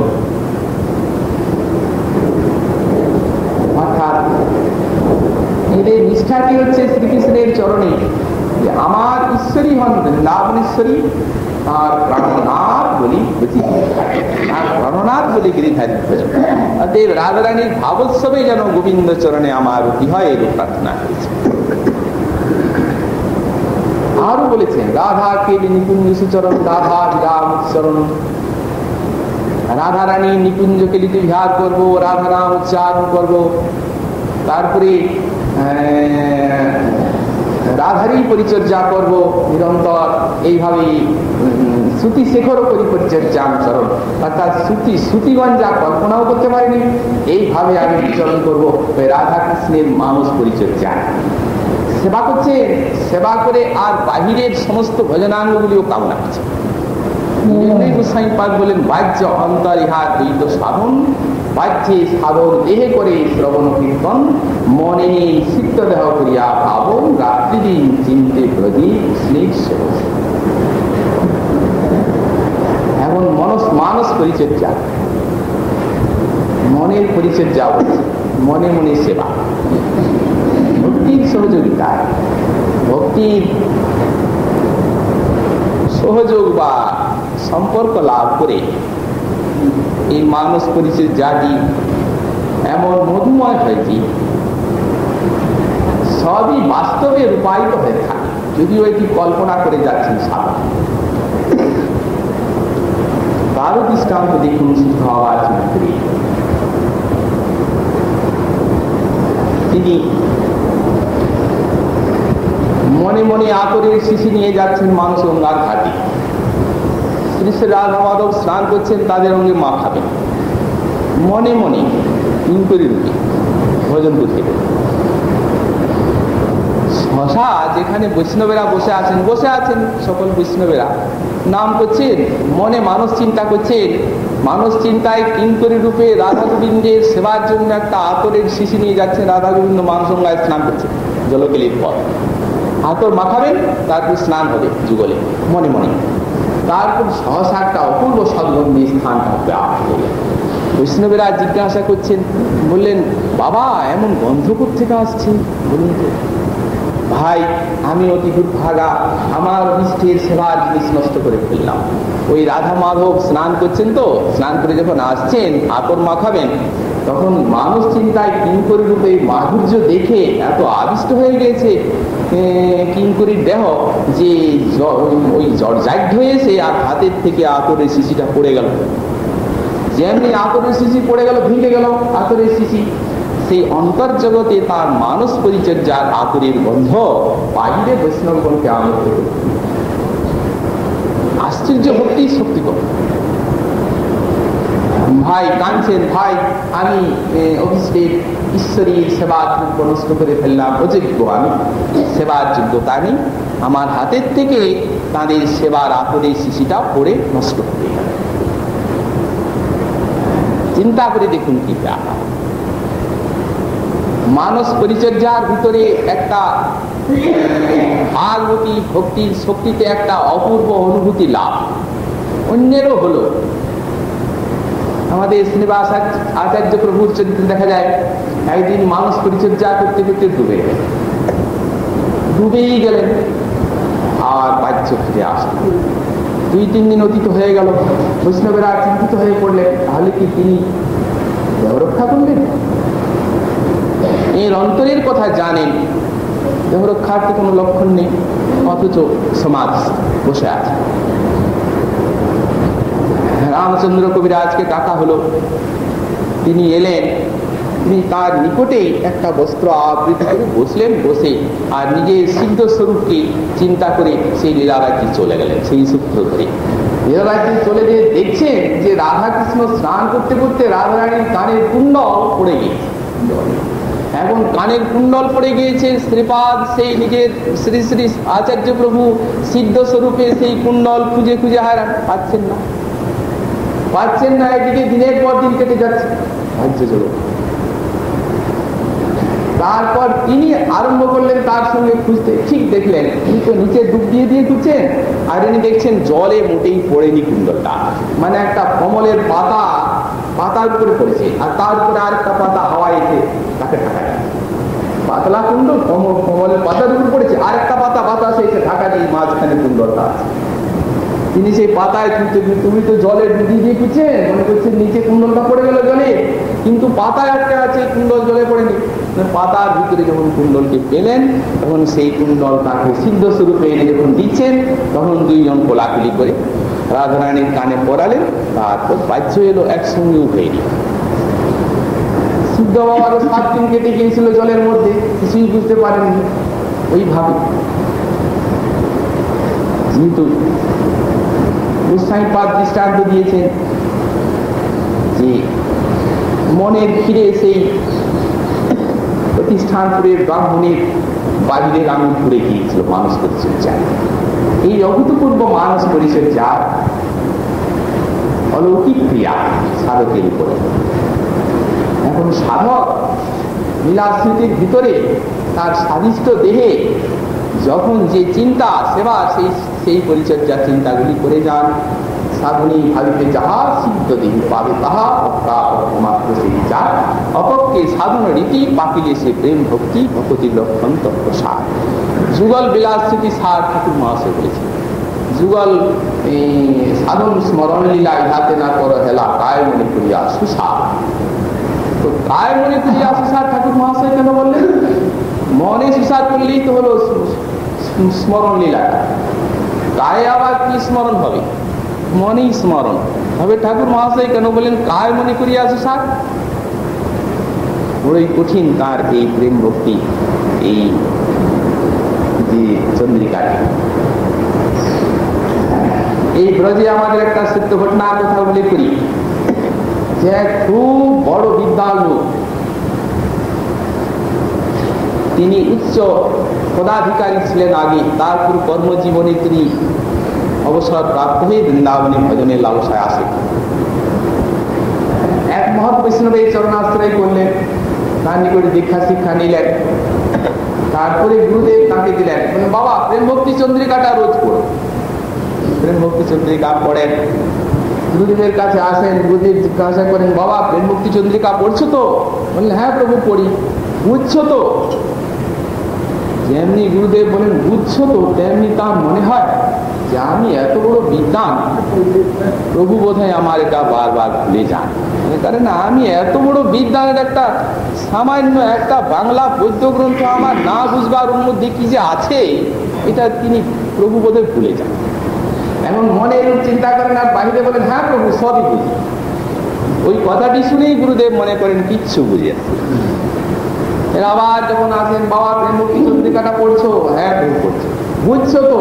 তখন মনে মনে ভাবেন, এই গুরুদেব আবার ভুলে গেলেন যে আমি এত বড় বিদ্যা, আমি ওইটা আবার বুঝবো না। হ্যাঁ প্রভু সবই বুঝি। গুরুদেব মনে মনে ভাবেন কিচ্ছু বোঝে না। কবে যে তার এই ভাব পাল্টাবে, কবে যে সে বলবে প্রভু বুঝি না, সেই প্রতীক্ষায় আছে। ও আর বলে না কোনোদিন। একদিন যখন এইভাবে কথা হলো, তিনি বললেন হ্যাঁ প্রভু বুঝি। তখন একটা তিনি পয়া উদ্ধৃত করে বলেন, আচ্ছা বলো তো এইটার ব্যাখ্যা। তখন তার যা পুঁজি ছিল জাগতিক বিদ্যার ভান্ডারে, সেই অনুসারে যতটুকু বুঝেছিলেন বললেন। গুরুদেব বললেন, বাবা এই বুদ্ধিতে এইরূপ এই সকল কথার অর্থ নয়, এগুলো হচ্ছে ভজনীর চরম নির্যাস, ভজনীর উপাদান দিয়ে এই কথাগুলো তৈরি। অতএব এই বাহ্যিক এই যে তোমার জাগতিক বিদ্যা বুদ্ধির প্রভাবে এগুলো বুঝবে না, এমন ভাবে ব্যাখ্যা করলেন তিনি সেই পাঠকে। সেই দিন থেকে সেই ব্যক্তির সমগ্র প্রেম ভক্তি চন্দ্রিকাটা জটিল হয়ে গেল, আর নড়াতে পারে, প্রত্যেকটা বুঝে নিতে হলো ওর কাছে, গুরুদেবের কাছে। তখন বুঝলেন যে হ্যাঁ আমি যে বলতাম প্রভু বুঝি, এটি ভুল, বুঝি না। তেমনি মহতের নিকট ছাড়া এই সমস্ত ভজনের যে রস দিয়ে পড়া, গায়ে মনে করিয়া সাধন স্মরণ লীলা ইহাতে না করো হেলা, গায়ে মনে করিয়া এই কথা বলছে। মনে সুসাগুলিত হয়ে যায় সাধন স্মরণ লীলা, আবার গায়কে সুসাগ। এখানে গায় শব্দটি এই জন্যই দিয়েছেন যে যতক্ষণ পর্যন্ত মনে স্মরণ লীলাতে ওই দৈহিক শ্রবণ কীর্তন আদির যোগ হয়, ততক্ষণ পর্যন্ত ওটা পরিপুষ্টি লাভ করবে না। এই জন্য সুসাগ শব্দ দিয়েছি। যে ব্যাখ্যাটা আমরা করলাম একটু, ঠাকুর মহাশয়ের ওই বাড়ির মধ্যে সেই কথাটি সুরক্ষিত আছে। এবং বললেন মধুর মধুর ধাম, মধুর মধুর ধাম শব্দটি দিয়েছে। যুগল লীলা চিন্তার ভিতরে সাধকের অন্তরাত্মা যেন অভিষ্টের মাধুর্য আর সাধনের সৌভাগ্য পায়। লীলা চিন্তা নিয়ম করেছি, না করলে হবে না, অতএব করেই চলেছি যান্ত্রিকের মতো, যন্ত্রের মতো। এটিও ঠিক রাগারোগা ভজন বলা যাবে। কারণ রাগ ভজনটি যখন লোভ মূলা, এবং লোভ যখন মনোধর্ম, লোভস্য মনোধর্ম, তখন যে জিনিসের উপরে মনের লোভ জাগবে সেই জিনিসটি যন্ত্রের মতো কেন হবে? অল্প বিস্তর অভিষ্টের মাধুর্য আস্বাদন জাগবেই চিত্তে। সিদ্ধাবার নিকটে এক প্রাচীন বৈষ্ণব যে কাঁদছেন, আজ আমার কিছুই লীলা চিন্তা হয়নি। সিদ্ধাবার জিজ্ঞাসা করছেন লীলা চিন্তা না হওয়ার কি কারণ? তখন তিনি বলে দিচ্ছেন, সকালবেলা রাজরানীর হস্তে চুরি করাতে গিয়ে মনটা সেখানে এমন ভাবে লেগে গেল, সেই হাতের মাধুর্যে সারাদিন মনটাকে সেই স্থানের থেকে সরাতে পারেনি। সিদ্ধাবার তাকে আলিঙ্গন করে বলে, আজই তো আপনার ঠিক স্মরণ লীলাটা হল, আজই হল। তার কারণ এইভাবে মাধুর্য আর সাধনে শনিক যে রাজনীতি, এই জন্যই মধুর মধুর ভাব হয়েছে তার ভাষা। আমার এই সাধনের সঙ্গে, স্মরণ সাধনের সঙ্গে যেমন শ্রবণ কীর্তন আদি থাকলে হবে কি, শ্রবণ কীর্তন আদি সুযোগ থাকলে আমাদের স্মরণে ওই অভিষ্টের মাধুর্যের আস্বাদনটি অল্প বিস্তর অনুভব করবে। শ্রবণাদি যে রস, সেই রসটা স্মরণাঙ্গটাকে যাতে মাধুর্যের সেই স্মৃতিটি হয়, সেই জন্য পুষ্ট করে যায়। এখন এই শ্লোকের শ্রীপাদ এই যে রাধারানীর মানস পরিচর্যা করে সবই বিস্মৃত হয়ে যাবেন, অন্য সব, সেই রাধারানীর মানস পরিচর্যাটা তিনি করবেন কোথায়, কিরূপ ভাব নিয়ে করবেন এবং কিরূপ রাধার মানস পরিচর্যা করবেন, এই শ্লোকে তিনটি কথা বলা হচ্ছে। প্রথমে বলছেন যে কোথায় মানস পরিচর্যা করবেন। বললেন রাধা পদার বিন্দু ছলিত নবরস প্রেম পীযুষ পুঞ্জে কালিন্দী। কথাগুলো, বাণীগুলো এই জগতের নয়। যদি এই জগতের অক্ষর হতো, বিশ্বের ভাষা হতো, তাহলে এইরূপ ভাষাগুলির গাম্ভীর্য এবং উদ্গার হতো না। মানে আস্বাদন হচ্ছে তো তারই রসোদ্গার, যেখানে ভজন রসের চরম আস্বাদন হচ্ছে। বিদ্যা বুদ্ধির যোজনা করে এই গ্রন্থ প্রণয়ন করেননি তিনি, ঐকান্তিক ভাবে রাধারানীকে ভালোবেসেছেন, এবং সেই ভালোবাসা অন্তরে রাধারানীকে যেভাবে আস্বাদন করাচ্ছে, ঐকান্তিক ভাবে ধাম নিষ্ঠা তার অন্তরে জেগেছে, যার জন্য সব প্রকাশ শ্রী বৃন্দাবনের মহিমা তার চিত্তে এসে উদিত হয়ে আজ শ্রী বৃন্দাবন মহিমামৃত রূপে আত্মপ্রকাশ করেছে। তাতে সেই ব্রজের মাধুরী সব প্রকাশ বস্তু যেভাবে অন্তরে এসে অনুভূত হয়েছে তারই রসদ গান।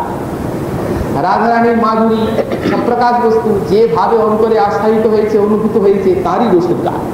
এগুলি সবই রসদ গান। এখন দেখুন বলছেন কোথায় আমি স্মরণটা করবো, মানুষ পরিচর্যা না, রাধা পদার বিন্দু ছলিত নবরস প্রেম পীযুষ কুঞ্জে কালিন্দী কুলকুঞ্জে। সেই কালিন্দী কুলের অর্থাৎ যমুনার তটবর্তী যে কুঞ্জ, যে কুঞ্জটি রাধারানীর পদার বিন্দুর থেকে উচ্ছলিত যে নবরস প্রেম পীযুষ মানে প্রেমামৃত, সেই প্রেমামৃতের কুঞ্জ মানে রাশি দ্বারা যেখানে যে কুঞ্জগুলি পরিপূরিত আছে। এই তো শব্দের অর্থ, কিন্তু ভাবার্থ সমুদ্রের মতো ছাড়। ভাব দিয়ে ভাবেরই বস্তু তো সমুদ্রের মতো বিশাল এই ভাবার্থ। রাধা মাধব তারা যখন লীলা করছেন, এই রাধাকুণ্ড শ্যামকুণ্ডের যে আসল স্বরূপ, বৃন্দাবন যমুনা তটের যে আসল স্বরূপ, আমাদের গোস্বামী পাদগণ ধ্যানে সব জেনে আর বৃন্দাবনের প্রকৃত স্বরূপের চিত্রাঙ্কন করেছেন তাদের আপন আপন গ্রন্থে করেছেন তো। কিন্তু যতক্ষণ পর্যন্ত লীলা প্রকট ততক্ষণ পর্যন্ত সব লীলা পরিকর সেই ধামের সেই রূপটা দেখেন। আর যখন লীলা অপ্রকট হয়ে গেল তখন ধাম নিজের কোনো অচিন্ত শক্তিতে একটা জাগতিক ভাব বা জাগতিক রূপকে অবলম্বন। এখন জগতের নদীর মতোই কালিন্দী, জগতের অন্য নদীর তটের মতোই কালিন্দীর ফুল, অন্যান্য সমস্ত জায়গার গাছের মতোই গাছ, অন্যান্য স্থানের ভূমির মতোই ভূমি, সেই রূপ প্রস্তর, সেই রূপ সমস্তই বৃন্দাবনও আছে। আমাদের শ্রী জীবগোস্বামী পাদ তাঁর শ্রী কৃষ্ণ সম্বন্ধে বললেন এই যে ব্রজধাম ইনি চিদানন্দময় সেই স্বরূপটাই আছে যথাযথ, কিন্তু ইনি এই আমাদের প্রাকৃত দৃষ্টিতে একটা মানে বহির্জগতের ভাবকে অঙ্গীকার করছে। তা যদি না করেন তো আমাদেরই ক্ষতি হবে, কৃপা করেই করেছে। তার কারণ অপ্রাকৃত বস্তু নদীর প্রাকৃত বস্তু, অপ্রাকৃত বস্তু মাদিস জীবের নয়ন এখন প্রাকৃত আছে, প্রাকৃত নয়নে তো অপ্রাকৃত বস্তু গ্রহণের যোগ্যতা নেই। অর্জুন যখন বললেন তোমার বিশ্বরূপটা দেখাও, দেখতে বড় ইচ্ছা হয়, ভগবান বললেন তুমি দেখতে পারো আর না দেখাই ভালো, কারণ তুমি যখন আমাকে সখা রূপে দেখছো তখন আবার বিশ্বরূপটা দেখে কি লাভ। অর্জুন বললেন প্রভু তোমার কাছে শুনে আমার অত্যন্ত কৌতূহল হচ্ছে, বিশ্বরূপটা একবার দেখাও, দেখবো, তুমি দেখো। ভগবান বললেন তাহলে নমাং তুমি আমাকে নমাং সত্যসে দ্রষ্টুম অনেনৈব সচক্ষুষা, তুমি এই চোখে দেখতে পাবে না, দিব্যাং দদামি চক্ষু পশ্যমি যোগেশ্বর, আমি তোমাকে দিব্য চক্ষু দিচ্ছি, তুমি সেই ঐশ্বরিক যোগ দেখো। তাহলে এখন অর্জুনের যে চক্ষুগুলো আছে সেগুলি কি প্রাকৃত চক্ষু, তাতে তিনি ভগবানকে সারথী রূপে দেখছেন? প্রাকৃত চক্ষু নয়, অপ্রাকৃত চক্ষুই। কিন্তু সেই বিশ্বনাথ চক্রবর্তী পাদ বলছেন ওটা উঁচু চক্ষু, যাতে তাকে মাধুর্যের চক্ষু, যাতে তাকে সখা বলে দেখছেন, এবং তার জন্যই সেই অপ্রেম ভগবানকে বলতে পারলেন সখা উভয় সেনার মাঝখানে আমার রথটা নিয়ে চলো তো, আমি একবার দেখবো আমার কার সঙ্গে আমাকে যুদ্ধ করতে হবে, আদেশ করছে সারথী। যদি তার বাস্তবত প্রেমের চক্ষু না থাকতো আদেশ করতে পারতেন না। অতএব প্রেমের চক্ষুটা উঁচু স্তরের চক্ষু, বলি সেই চক্ষুতে এত বড় রূপ দেখা যাবে না। মানে দিব্যাং বলতে এখানে তার নিচের ঐশ্বর্য জ্ঞানময় চক্ষু দেওয়া হচ্ছে, যেহেতু যে চক্ষুটি যেটা গ্রহণ করতে পারবে। বৃন্দাবনে এসে লক্ষ্মী দেবী তপস্যা করছেন কিন্তু পাচ্ছেন না যে এই ভাব ঐশ্বর্য চক্ষু, যেহেতু যে চক্ষু যেটা দেখা যাবে সেই চক্ষু না হলে সেটা দেখা উচিত নয় এবং দেখতে পাবেনও না। এটি ভগবানেরই করুণাধিধান, ধামেরই করুণাধিধান। যথা যথা যে যে প্রকারে যথা যথাত্মা পরিবিজ্যতে মত পুণ্যগাথা শ্রবণাধিধানে তথা তথা পশ্যতি বস্তু সূক্ষ্মং চক্ষুর যথই ভাঞ্জন সম্প্রযুক্ত। অঞ্জন সম্প্রযুক্ত চক্ষু যেমন ধীরে ধীরে সূক্ষ্ম বস্তু দেখতে পায়, তেমনি যখন শ্রবণ কীর্তনের দ্বারা আস্তে আস্তে সাধকের চিত্ত পরিমার্জিত হতে থাকে তেমনি তেমনি বৃন্দাবনের সেই রমণীয় সুষমা তার সেই প্রেম নেত্রীর প্রচুর হয়ে থাকে। প্রেম নেত্রী দেখে তার স্বরূপ প্রকাশ, গোপ গোপী সঙ্গে যাহা কৃষ্ণের বিলাস, সেইটি আছে, কিন্তু ওটার দৃশ্যটা খুলে যায় প্রেম নেত্রের কাছে। যথাযথা যেমনে যেমনে আস্তে আস্তে সাধন ভক্তির দ্বারা চিত্তমন পরিমার্জিত হয়, তেমনে তেমনে সেই দৃশ্যটি তার প্রেম নেত্রের সম্মুখে এসে উদিত হতে থাকে। বস্তুত যারা সাধন করবেন তারা যে এই যে কালিন্দীর কুলটা দেখছেন, সেই কালিন্দীর কুলকে স্মরণ করে যেন লীলাটি চিন্তা না করেন, তিনি যেন সেই প্রকটলীলার সময়ে কালিন্দীর যে আসল স্বরূপ, যেটা এখন আমাদের নয়নে ঢাকা আছে, সেই রূপটাই চিন্তা করেন। সেই রূপটার কথাই বলছি। যখন সাধক নিজের অভিষ্ট সিদ্ধদেব ভাববেন যে আমি কালিন্দীর ফুলের কুলবর্তী কুঞ্জে আমি শ্রী শ্রী রাধা মাধবীর সেবার জন্য তার যে গুরুদেব যে নাম দিয়েছেন সিদ্ধ স্বরূপে, সেই মঞ্জরি, তখন তিনি চিন্তা করবেন যে কালিন্দীর ফুল, সেখানে রত্নময় ঘাট, বৃক্ষগুলি সমস্ত সব মণিরত্নময়। শ্রী কবি কর্ণপুর বললেন, এমন গাছ নেই যে গাছ মণিময় নয়, সেই গাছে এমন পল্লব নেই যে পল্লবগুলি রত্নময় নয়, সেই পল্লবে সেই ডালে এমন পল্লব নেই বললেন যে এমন শাখা নেই যে শাখা মণিময় নয়। আবার এমন সেই ডালে এমন ডাল একটি, এমন পল্লব একটিও নেই যে পল্লবগুলি মণিময় পল্লব নয়। আর এমন পুষ্প একটিও নেই যে পুষ্পগুলি বিবিধ গন্ধের আঘাত নয়, এমন রত্নময়। এই হচ্ছে আসল স্বরূপটা। তারপর হচ্ছে গোসাই পাদগুলির বর্ণিত যে আসল বৃন্দাবনের স্বরূপ যমুনাপতি, সেইখানে নিজেকে মঞ্জরি স্বরূপে চিন্তা করে আর এই মানস পরিচর্যার ধ্যান স্মরণাঙ্গ আস্তে আস্তে বাড়বে। জীব গোস্বামী পাদ বললেন, প্রথম স্তরের সাধক কোন রূপে একটু মনের সঙ্গে লীলার যোগ হয়ে তো স্মরণ হয়ে গেল। তারপর ভার যোগের দ্বারা ধীরে ধীরে সর্বতোমাকৃষ্ট সামান্য কারণ মনোধারণা, যখন অন্যত্বের থেকে মনটা তো আমাদের অন্যত্র ছড়িয়ে যায়, অন্যত্বের থেকে প্রযত্নশীল সাধক মনটাকে টেনে এনে যখন সেই লীলাতে যোগ করতে লাগলেন বুদ্ধিপূর্বক, আস্তে আস্তে সেই স্তর থেকে ধারণা বলা হলো। আরো একটু উঁচু স্তরে যখন আরোহণ করলেন, তখন এলো ধ্যান, বিশেষত রূপাদি চিন্তন। তখন বিশেষ রূপে উঁকি ঝুঁকি মারতে লাগলো সেই বৃন্দাবনের আসল রূপ, আর সেইখানে রাধারানীর চরণের ছবি। রাধারানী আসছেন একেবারে সোনার আলোকে, সেই অপ্রাকৃত যমুনার ফুল আলোকিত হয়ে আছে, আর চরণের থেকে নিঃসন্দিত হচ্ছে অজস্র প্রেমরসের ধারা। আর সেই সমস্ত কালিন্দীর তটবর্তী কুঞ্জ, যেখানে বহির্দেশে সব কামচিত্র অঙ্কিত আছে, ভ্রমর সেখানে পাহারা দিচ্ছে, ফুলে ফুলে রাশি রাশি ফুলে ফুলে সেই কুঞ্জ ভবন ভরা। সেই সমস্ত যে কল্পতরুগুলি, সেই কল্পতরুতে কল্পলতা বেষ্টিত হয়ে কুঞ্জগুলি তৈরি হয়েছে। এক একটি কুঞ্জ একেবারে সেই বিপুল রাজভবনের থেকে সমস্ত অত্যন্ত সুবিশাল এবং মনোরম। সেখানে শিখর দেশে ভ্রমর গুঞ্জি কুঞ্জ, ভ্রমর সমস্ত গুঞ্জাত করছে, কোকিল গান করছে, যাতে শ্রী রাধা মাধবীর প্রেম রস বিলাসী উদ্দীপন হয়। আমাদের শ্রীমদ রূপ গোস্বামী পাদ বললেন, প্রত্যেক কুঞ্জের দ্বারে দ্বারে ভ্রমর পাহারা দিচ্ছে, যেমন বিরোধী পক্ষ সেখানে ঢুকতে না হয়। আর ভিতরে সব কিঙ্করীগণ ভালো রকম সব শ্রী শ্রী রাধা মাধবীর পূর্বরাগে চিত্রমালা দিয়ে সাজিয়ে তাজিয়ে রেখেছে। এমন স্থানটি যেখানে ঢুকলেই শ্রী শ্রী রাধা মাধবীর বিলাস রসের উদ্দীপন জাগে এবং কিঙ্করী বিপুল শ্রী শ্রী রাধা মাধবীর প্রেম রসে হৃদয়টি ভাবে। এইরূপ চিন্তা হবে। সাধক ক্রমশ চিন্তা করতে করতে সেই ধ্যানে রুটি ঝুঁকি অন্তরের কাছে পেতে লাগলেন।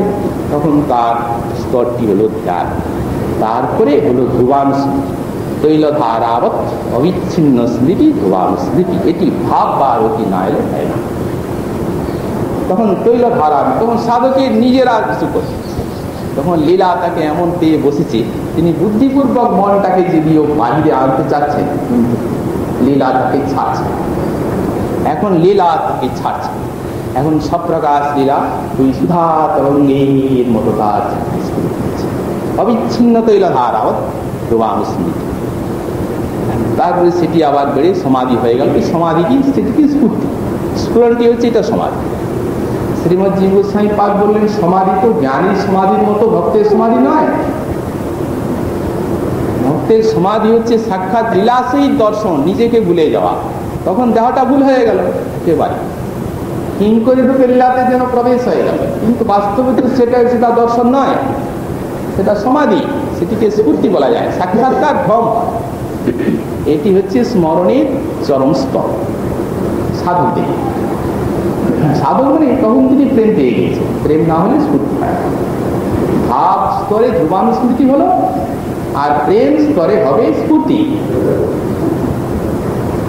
এখন আমরা তো সাধনা রাজ্যে, এই জন্য সাধনারই গান গাইব আমরা, সিদ্ধির গান নেই কিছু। শ্রীপাদ এখানে বলছেন রাধা পদারবিন্দু উচ্ছলিত নবরস প্রেম পীযুষ কুঞ্জে কালিন্দী কুঞ্জে। রাধারানীর পদারবিন্দের থেকে উচ্ছলিত হচ্ছে যেমন নবরস প্রেম পীযুষ কুঞ্জ। পুরাণ হয় না, নগরী নবরী এই আস্বাদন, রসমানিকে আস্বাদন। অতএব কুঞ্জের সৌন্দর্য, রাধারানীর সৌন্দর্য, তার চরণ মাধুরী, তার প্রতিটি অঙ্গের মাধুর্যে তখন সাধকের চিত্তটা এমন ভাবে ডুববে,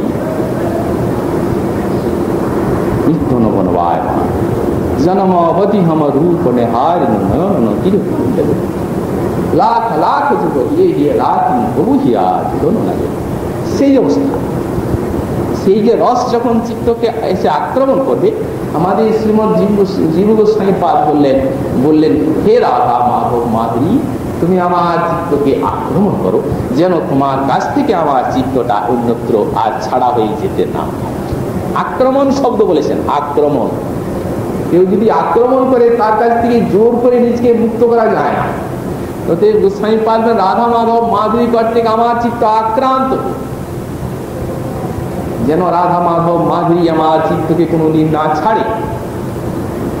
এটা সাধন জগতে হবে বুদ্ধিপূর্বক স্মৃতি। আস্তে আস্তে যেমন সাধন ভজনের পরিপাকে শ্রবণ কীর্তনের দ্বারা চিত্ত মার্জিত হবে, তেমন তেমন সব প্রকাশ বস্তু সাধকের চিত্তে রসটা এসে উদিত হবে।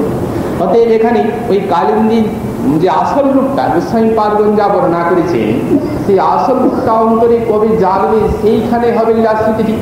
যেমন গোস্বামী পাদের জায়গায় বলছেন যে রাধা পরাবচিত পল্লব বল্লরীকে, রাধা পদাঙ্ক বিলসৎ মধুরস্থলীকে, আর রাধা যে শঙ্কর মুক্ত খগাবলীকে, রাধা বিহার বিধিনী মমতাঙ্গিনী।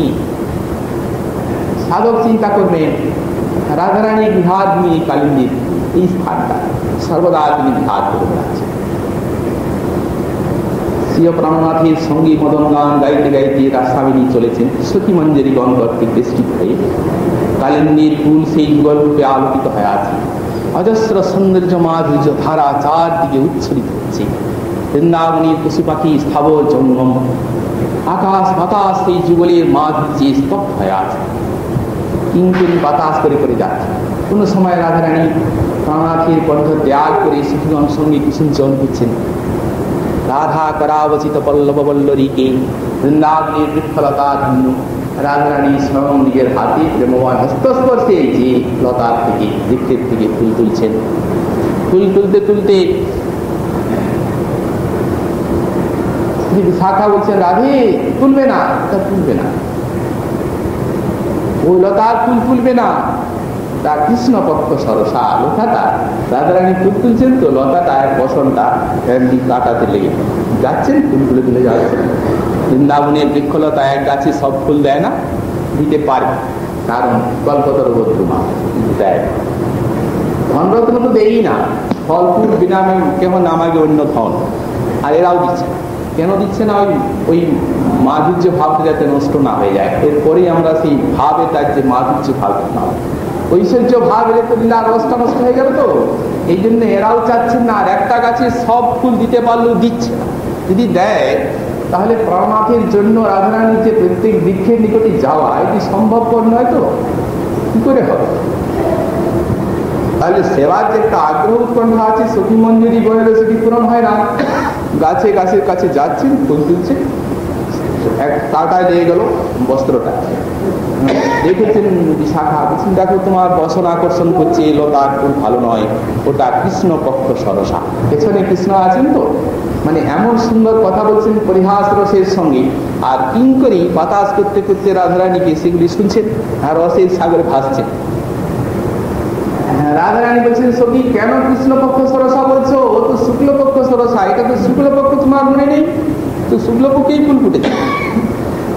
শাখা বললেন, কৃষ্ণপক্ষ সরসা মানে কি? লতাটা কৃষ্ণের পক্ষপাত করছে, কৃষ্ণ পেছনে তোমার আকৃষ্ট হয়ে আসছেন বলে লতাটা বলছে দাঁড়াও, কৃষ্ণকে আসতে দাও, এই জন্য তোমার বসন রোধ করছে।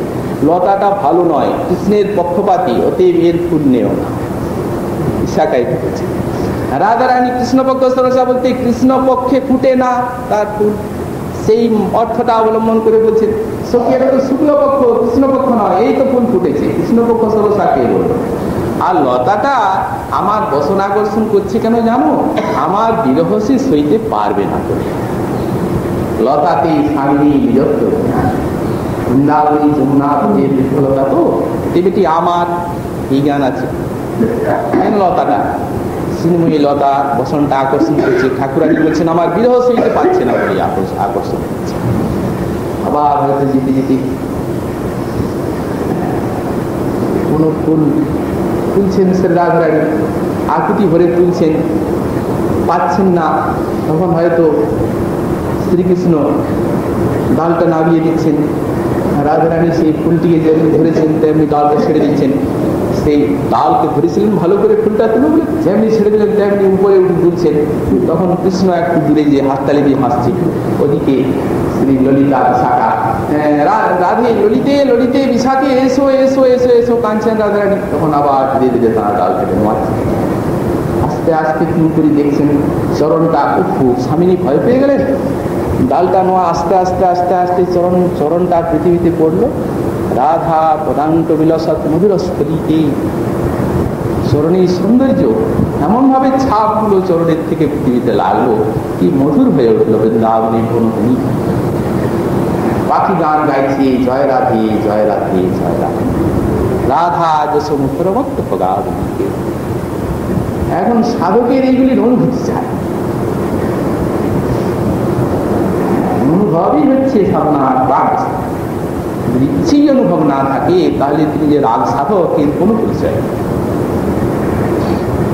অনুভব থেকে সাধকের মনে হয় রাধারানী যেন হাত ধরে নিচ্ছে।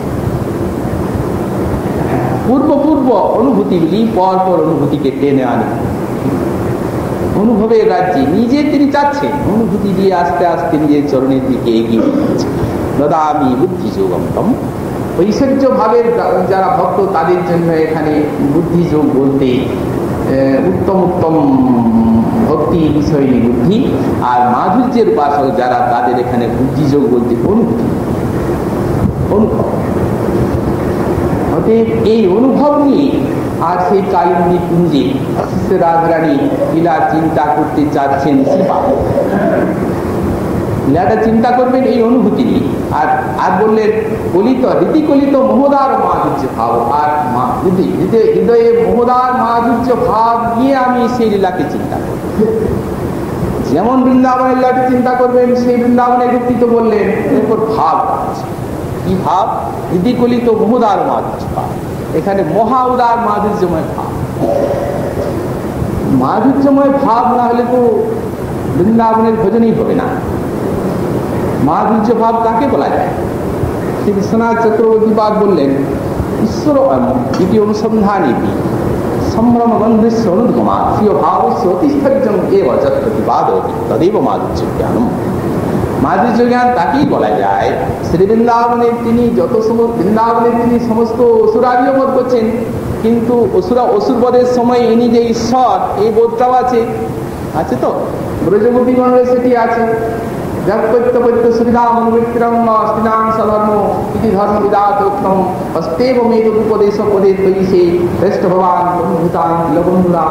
সাক্ষাৎ হয় বিরাট ঐশ্বর্যের কথা বলেছেন রাসে।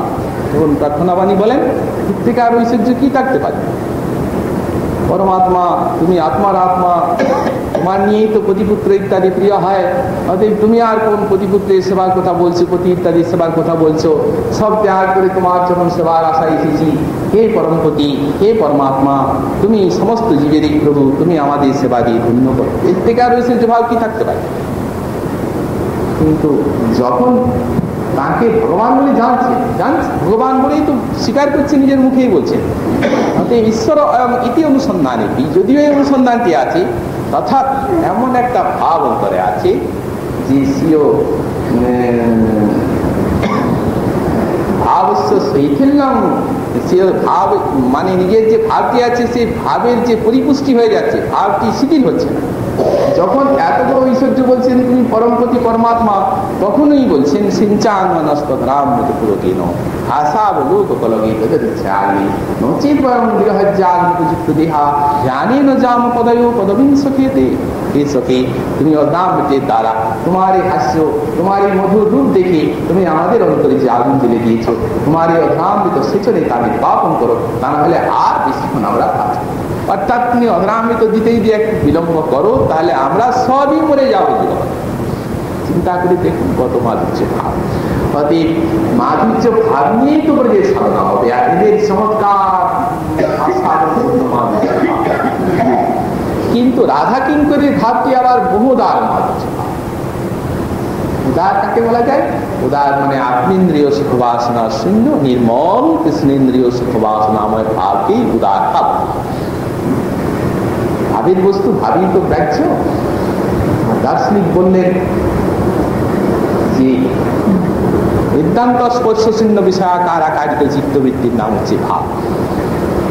মানে কৃষ্ণকে চিন্তা করতে করতে যখন চিত্তটা এমন তন্ময় হবে, সেই তন্ময় চিত্তে যখন কৃষ্ণ ছাড়া অন্য কোনো বস্তুই এসে উদিত হবে না, তখন সেই বস্তুটিকে বলা হবে ভাব।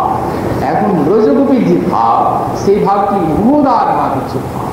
তার কারণ আত্মেন্দ্রিয় সুখবাসনা অত্যন্ত ভাবে যেখানে চরমতা। রুক্মিণীকে যখন হরণ করে নিয়ে যাচ্ছে ভগবান, তখন যুদ্ধ হলো। তো রুক্মিণীকে যেমনি হরণ করেছেন তখন যুদ্ধ হলো। যুদ্ধ যখন হলো, যখন যুদ্ধে রাজেন্দ্রকে জয় করে আর রুক্মিণীকে বেঁধেছে রুক্মিণীর ভ্রাতা কৃষ্ণ, তখন রাতাকে বেঁধে এনেছেন, রুক্মিণী রথে আছেন, আর এত বড় রাজা আর নিজের ভাই কত কষ্ট পাচ্ছে। রাজার ছেলে রাজভূমে লালিত পালিত, আর বেঁধেছেন শব্দ করে, আর হাতে কষ্ট হচ্ছে কত। রুক্মিণী দেবী বললেন প্রভু বাস করে দিচ্ছে, যা ভাবে ছেলে। গোসাইপাদ বললেন দেখলেন তো কৃষ্ণের প্রেমের ভিতরে ভাতৃ স্নেহের দাগটা ফুটে উঠলো।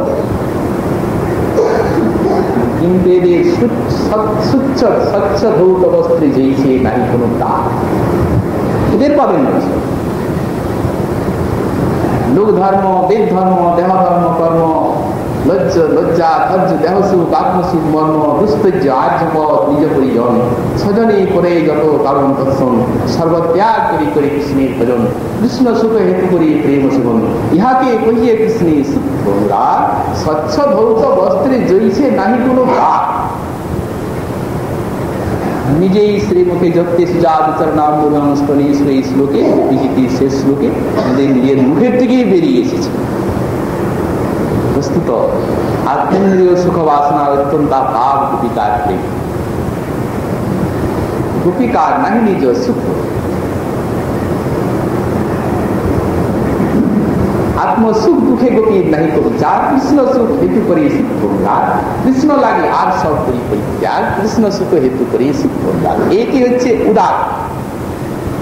কিন্তু কিঙ্করীগণের ভাবটিকে বলা হচ্ছে মহোদার। একটা মহা শব্দ সেখানে দেওয়া হচ্ছে। তার কারণ আমাদের গোস্বামীপাদ বললেন এই যে ব্রজের গোপী ভাব, সেই গোপী ভাবকে প্রথমে দুটো ভাগ হচ্ছে, একটা সম্ভোগের ছাপ, একটা তদ্ভাবের ছাপ। মিটা সম্ভোগের ছাপ ব্যতীত মধুর আরতি খায় হয় হবে না। গোস্বামীপাদ বললেন যখন বাল্যকালের থেকে কৃষ্ণকে ভালোবেসেছেন, কিন্তু তখন তো মধুর আরতি বলা হয়নি। সাধারণভাবে কৃষ্ণ প্রিয় কোটি কোটি গুণ, কিন্তু রতিটা তখন কি? রতিটি সাধারণ, মানে সবাই যেমন ভালোবাসছে সেই ভালোবাসা। বস্তুত তখন এদের মধুর আরতি হয়, সম্ভোগের ইচ্ছা না হলে হবে না। আয়াতে সন্দেহ সম্ভোগেচ্ছা ত্যাগকান্তে মনসী জিনিস। ওই যে রতিগতি আক্রান্ত হয়ে আছে মনটা, আগেই কৃষ্ণকে ভালোবাসেন, কৃষ্ণ ছাড়া কিছু চান না, ওই আক্রান্ত মনেতে এদের এসে উদিত হলো সম্ভোগেচ্ছা। তো যেমন কোনো আগুনে যদি একটা লৌহ শলাকা পড়ে যায়, তাহলে যেন কিছুক্ষণ পরে লৌহ শলাকাটা আগুনের সাধর্ম এবং সারূপ পায়, লাল হয়ে যায় আর আগুনের মতো পোড়ায়। তো বলে তেমনি এদের কৃষ্ণ রতিময় মনে যখন এসে উদিত হলো সম্ভোগেচ্ছা, বয়সন্ধি আসবে যখন, তখন সেটি রতিময় হবে। অতএব তামদোষাম আরব্ধ এব তাসাং কারণ বাক্যানাং যা ব্যাপার সা কৃষ্ণ সুখ বাসনাময় বহুত ইতি ব্যত্যাস সম্মুখেচ্ছায়া তারা। শ্রী বিশ্বনাথ চক্রবর্তী দাদা চন্দ্রিকা টিকা বললেন, অতএব সেই দশা আরম্ভ করে তখন এদের কারণ বাক্যে বুদ্ধিপূর্বক অবুদ্ধিপূর্বক যা চেষ্টা মনের থেকে উঠতে লাগলো, সব কৃষ্ণ সুখকে লক্ষ্য করে। কৃষ্ণ সুখ ছাড়া আর এদের কোনো চেষ্টা উঠতেই পারবে না।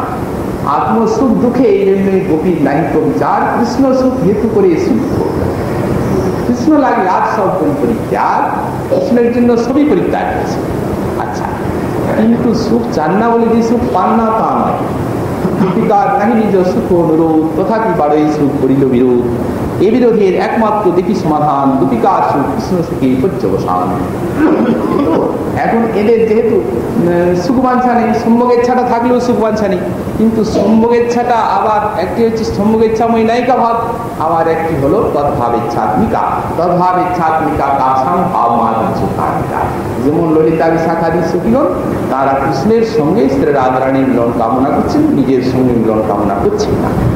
গোস্বামীপাদ বলছেন যে বস্তুত এই ঔদার্যের ভিতর যদি দেখা যায়, তাহলে সম্ভোগেচ্ছার থেকেও এই সখী ভাবটা আরো একটু নির্মল বলে মনে হচ্ছে।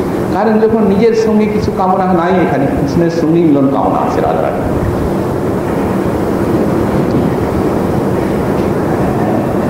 যেহেতু না থাকলেও হয়, রাধারানী যখন শ্রীকৃষ্ণের সৌন্দর্য মাধুর্য দেখেন, তার কামনা দেখেন, তখন যদিও তিনি একাই কৃষ্ণের সব বাসনা পূর্ণ করতে সমর্থ, তথাপি মনে ভাবনা করেন যে আমার সখীগণ নিয়ে সবাই মিলে সেবা করলে ভালো।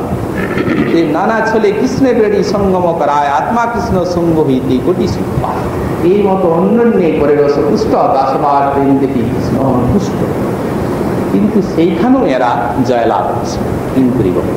ওই যে জায়গাটা, সেই জায়গাটা এরা জয়শীলা হয়েছেন। অর্থাৎ এদের সঙ্গে রাধারানীর চেষ্টা তো, কৃষ্ণের চেষ্টা তো কোনো দিনই শ্রীকৃষ্ণাঙ্গ সঙ্গ হয় না। এরা এমন ভাবে একটা মাধুর্য রসে ডুবেছেন, সেবা রসে, যার জন্য রাধারানী অভূতপূর্ব রূপে এদের আত্মদান করেছেন। তাম্বুলতন পাদমতন পয়দানাদি সারাদি বৃন্দারণ্য মহেশ্বরী প্রিয়তয়া জস্তু সেবন্তি প্রিয়া প্রাণপ্রেষ্ঠ সুখিকুলাদেবী কিল অসংকুচিত ভূমিকা কেদি বিনিসু রূপমঞ্জরী মুখাস তাদাসিকা সংশ্রয়ী। নিজের ওই দাস্য ভাবটা প্রবল পায়, আর সখীর ভাবটা, অর্থাৎ যেটা কৃষ্ণের সঙ্গে কদাচিৎ কোনো সময় মিলন, সেই ভাবটি এরা পরিহার করেছেন। এই জন্য পুরস্কার স্বরূপ এমন সেবা পেয়েছেন যে রহস্যময় লীলাস্থলিতে ললিতা বিশাখাদিরও গমনাধিকার দর্শনাধিকার নেই, সেইখানে এদের স্বচ্ছন্দ সেবা আছে। রাধারানী এদিকে এত নিজের করে নিয়েছেন। অতএব ইন্দ্রির ভাবের মতো এত মহদার বিশুদ্ধ ভাব আর তার সেবার জন্য সবই ভুলেছে। সবারই মঞ্জুরি, নামে মঞ্জুরি, ভ্রমণ সেটা বুঝে দেয়। মঞ্জুরির সঙ্গে তো ভ্রমণের বিলাস নেই। মঞ্জুরি মানে লতা পাতা, ফুলের সঙ্গে ভ্রমণের বিলাস, অর্থাৎ রাধারানীর সঙ্গে শ্রীকৃষ্ণের বিলাস। মঞ্জুরি সেইখানে ফুলের পাশে থেকে ফুলের প্রতি ভ্রমণের লিপ্সাটাকে বাড়াচ্ছে, মঞ্জুরির কাজ। তাহলে বলা যে হলো সম্যগেচ্ছা বিনা মধুরারতি হয় না, তাহলে এদের দাস্য পর্যায়ের রতিটা আসুক, মধুরা কেন হবে? এইখানেই তো পচা। যখন রাধারানীর প্রেমকে রাম রায় যে সময় সাধ্য করতে দাঁড় করালেন, তখন প্রভু জিজ্ঞাসা করলেন সাধন কর। সাধন করলে লোক কি রাধা হয়? রাধা হয় না ঠিক, কিন্তু রাধারানীর ভাবের আস্বাদন হয় তার কৃপা। তার পরিপাটি দেখিয়ে দিলেন রাম রায়। রাধার স্বরূপ কৃষ্ণ প্রেম কল্পলতা, সখীগণ ভন্তার পল্লব পুষ্পপালা, কৃষ্ণ লীলা দেবে লতা কিসিঞ্চয়, নিজস্বই হইতে পল্লবাদ্যের কোটি সুখ পায়। অতএব যখন লতারণ্যের নয়ন দিয়ে যুগল বিলাস দেখেন, তখন যদিও সঙ্গ হয় না সাক্ষাৎ ভাবে, তথাপি রসটা আস্বাদনটা পরিপূর্ণতম রূপে লাভ হয়। লাভ তো হচ্ছে, শৃঙ্গারটা পূর্ণরূপ। শৃঙ্গার রস মাখানো সরস মাধুর্য ভাবময় দায়িত্ব, যেখানে আমাদের রূপ গোস্বামী পাদ বলছেন উৎকলিকা বল্লরী 47 সংখ্যক শ্লোক, যেখানে বলছেন তোমরা দুইজন যমুনার তীরে বিহার করতে করতে শ্রান্ত হয়ে একটা রত্ন সিংহাসনে বসবে, তখন আমি তোমাদের চরণগুলো ধূলিধূসরিত হয়ে আছে, তখন কেশগুলি খুলে কেশের দ্বারা তোমাদের সেই চরণকে মোছাবো, তারপর তোমরা যে পরিশ্রান্ত হয়েছে ধর্মবিন্দু থাকবে বাতাস করবে। যেখানেই কথা বলছেন সেখানে বলছেন যে যখন তুমি মালিনী হয়ে আছো আর কৃষ্ণ যখন মান ভাঙাবার জন্য আসছে স্ত্রীর বেশ ধারণ করে, তখন তুমি বলবে ওকে গাল দিয়ে তাড়িয়ে দে, তো স্ত্রীর বেশ ধারণ করে আসছে, তখন আমি বাইরে এসে বলবো হে এইখানে এই জায়গায় কোনো ওষুধ নেই, সব রাধারানী দাসীগণ থাকে, এইখানে তোমার ওই মোহিনী রূপের ছন্দ খাটবে না, যাও পালিয়ে যাও, পালিয়ে যাও। দাঁড়িয়ে দিচ্ছেন সেই কৃষ্ণ, যেখানে মাথার চুল দিয়ে মুছে দিচ্ছেন, এই হচ্ছে শৃঙ্গার সময় মহামাধুর্য ভাব পূর্ণ দাসী, সখী হয়ে দাসী। এই জন্যই গোস্বামী পাদ বলছেন মহামাধুর্য ভাবকে অবলম্বন করে করবো তোমার সেইখানে মানুষ চিন্তা।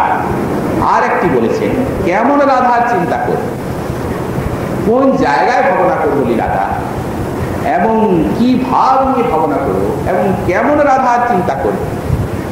এখন সেই রাধাকে উল্লেখ করতে গিয়ে বলেছেন শ্রী বৃন্দারণ্য বিধি ললিততর রতিকলা নাগরী গান গরীয় গম্ভীরৈকানুরাগ, এরূপ ভাষা প্রয়োগ করেছেন। শ্রী বৃন্দাবনের পথে ললিত রতিকলা নাগরী, যিনি গরিয়ান গাম্ভীর্যৈকানুরাগাম, অর্থাৎ গাম্ভীর্যরূপ অনুরাগে যার হৃদয়টা ভরা, শাস্ত্রীর পরিভাষা। এখানে যে রাধারানীর কথা উল্লেখ করেছেন শ্রীপাদ, রাধারানীর কৃপা হলে এই শ্লোকের থেকে আগামীকাল আবার সেই আমরা সাধন করব। আর নন্দ মহারাজের তো সোহান রাজার সঙ্গে নামিত আলাপ হচ্ছে, যদি মহারানী গোপালকে করে নিয়ে চলে গেলেন কীর্তিদার সেই অন্তপুরে, কীর্তিদার সেই রানীকে দেখা পাচ্ছেন কি তো ভাই কি বলবো, আমার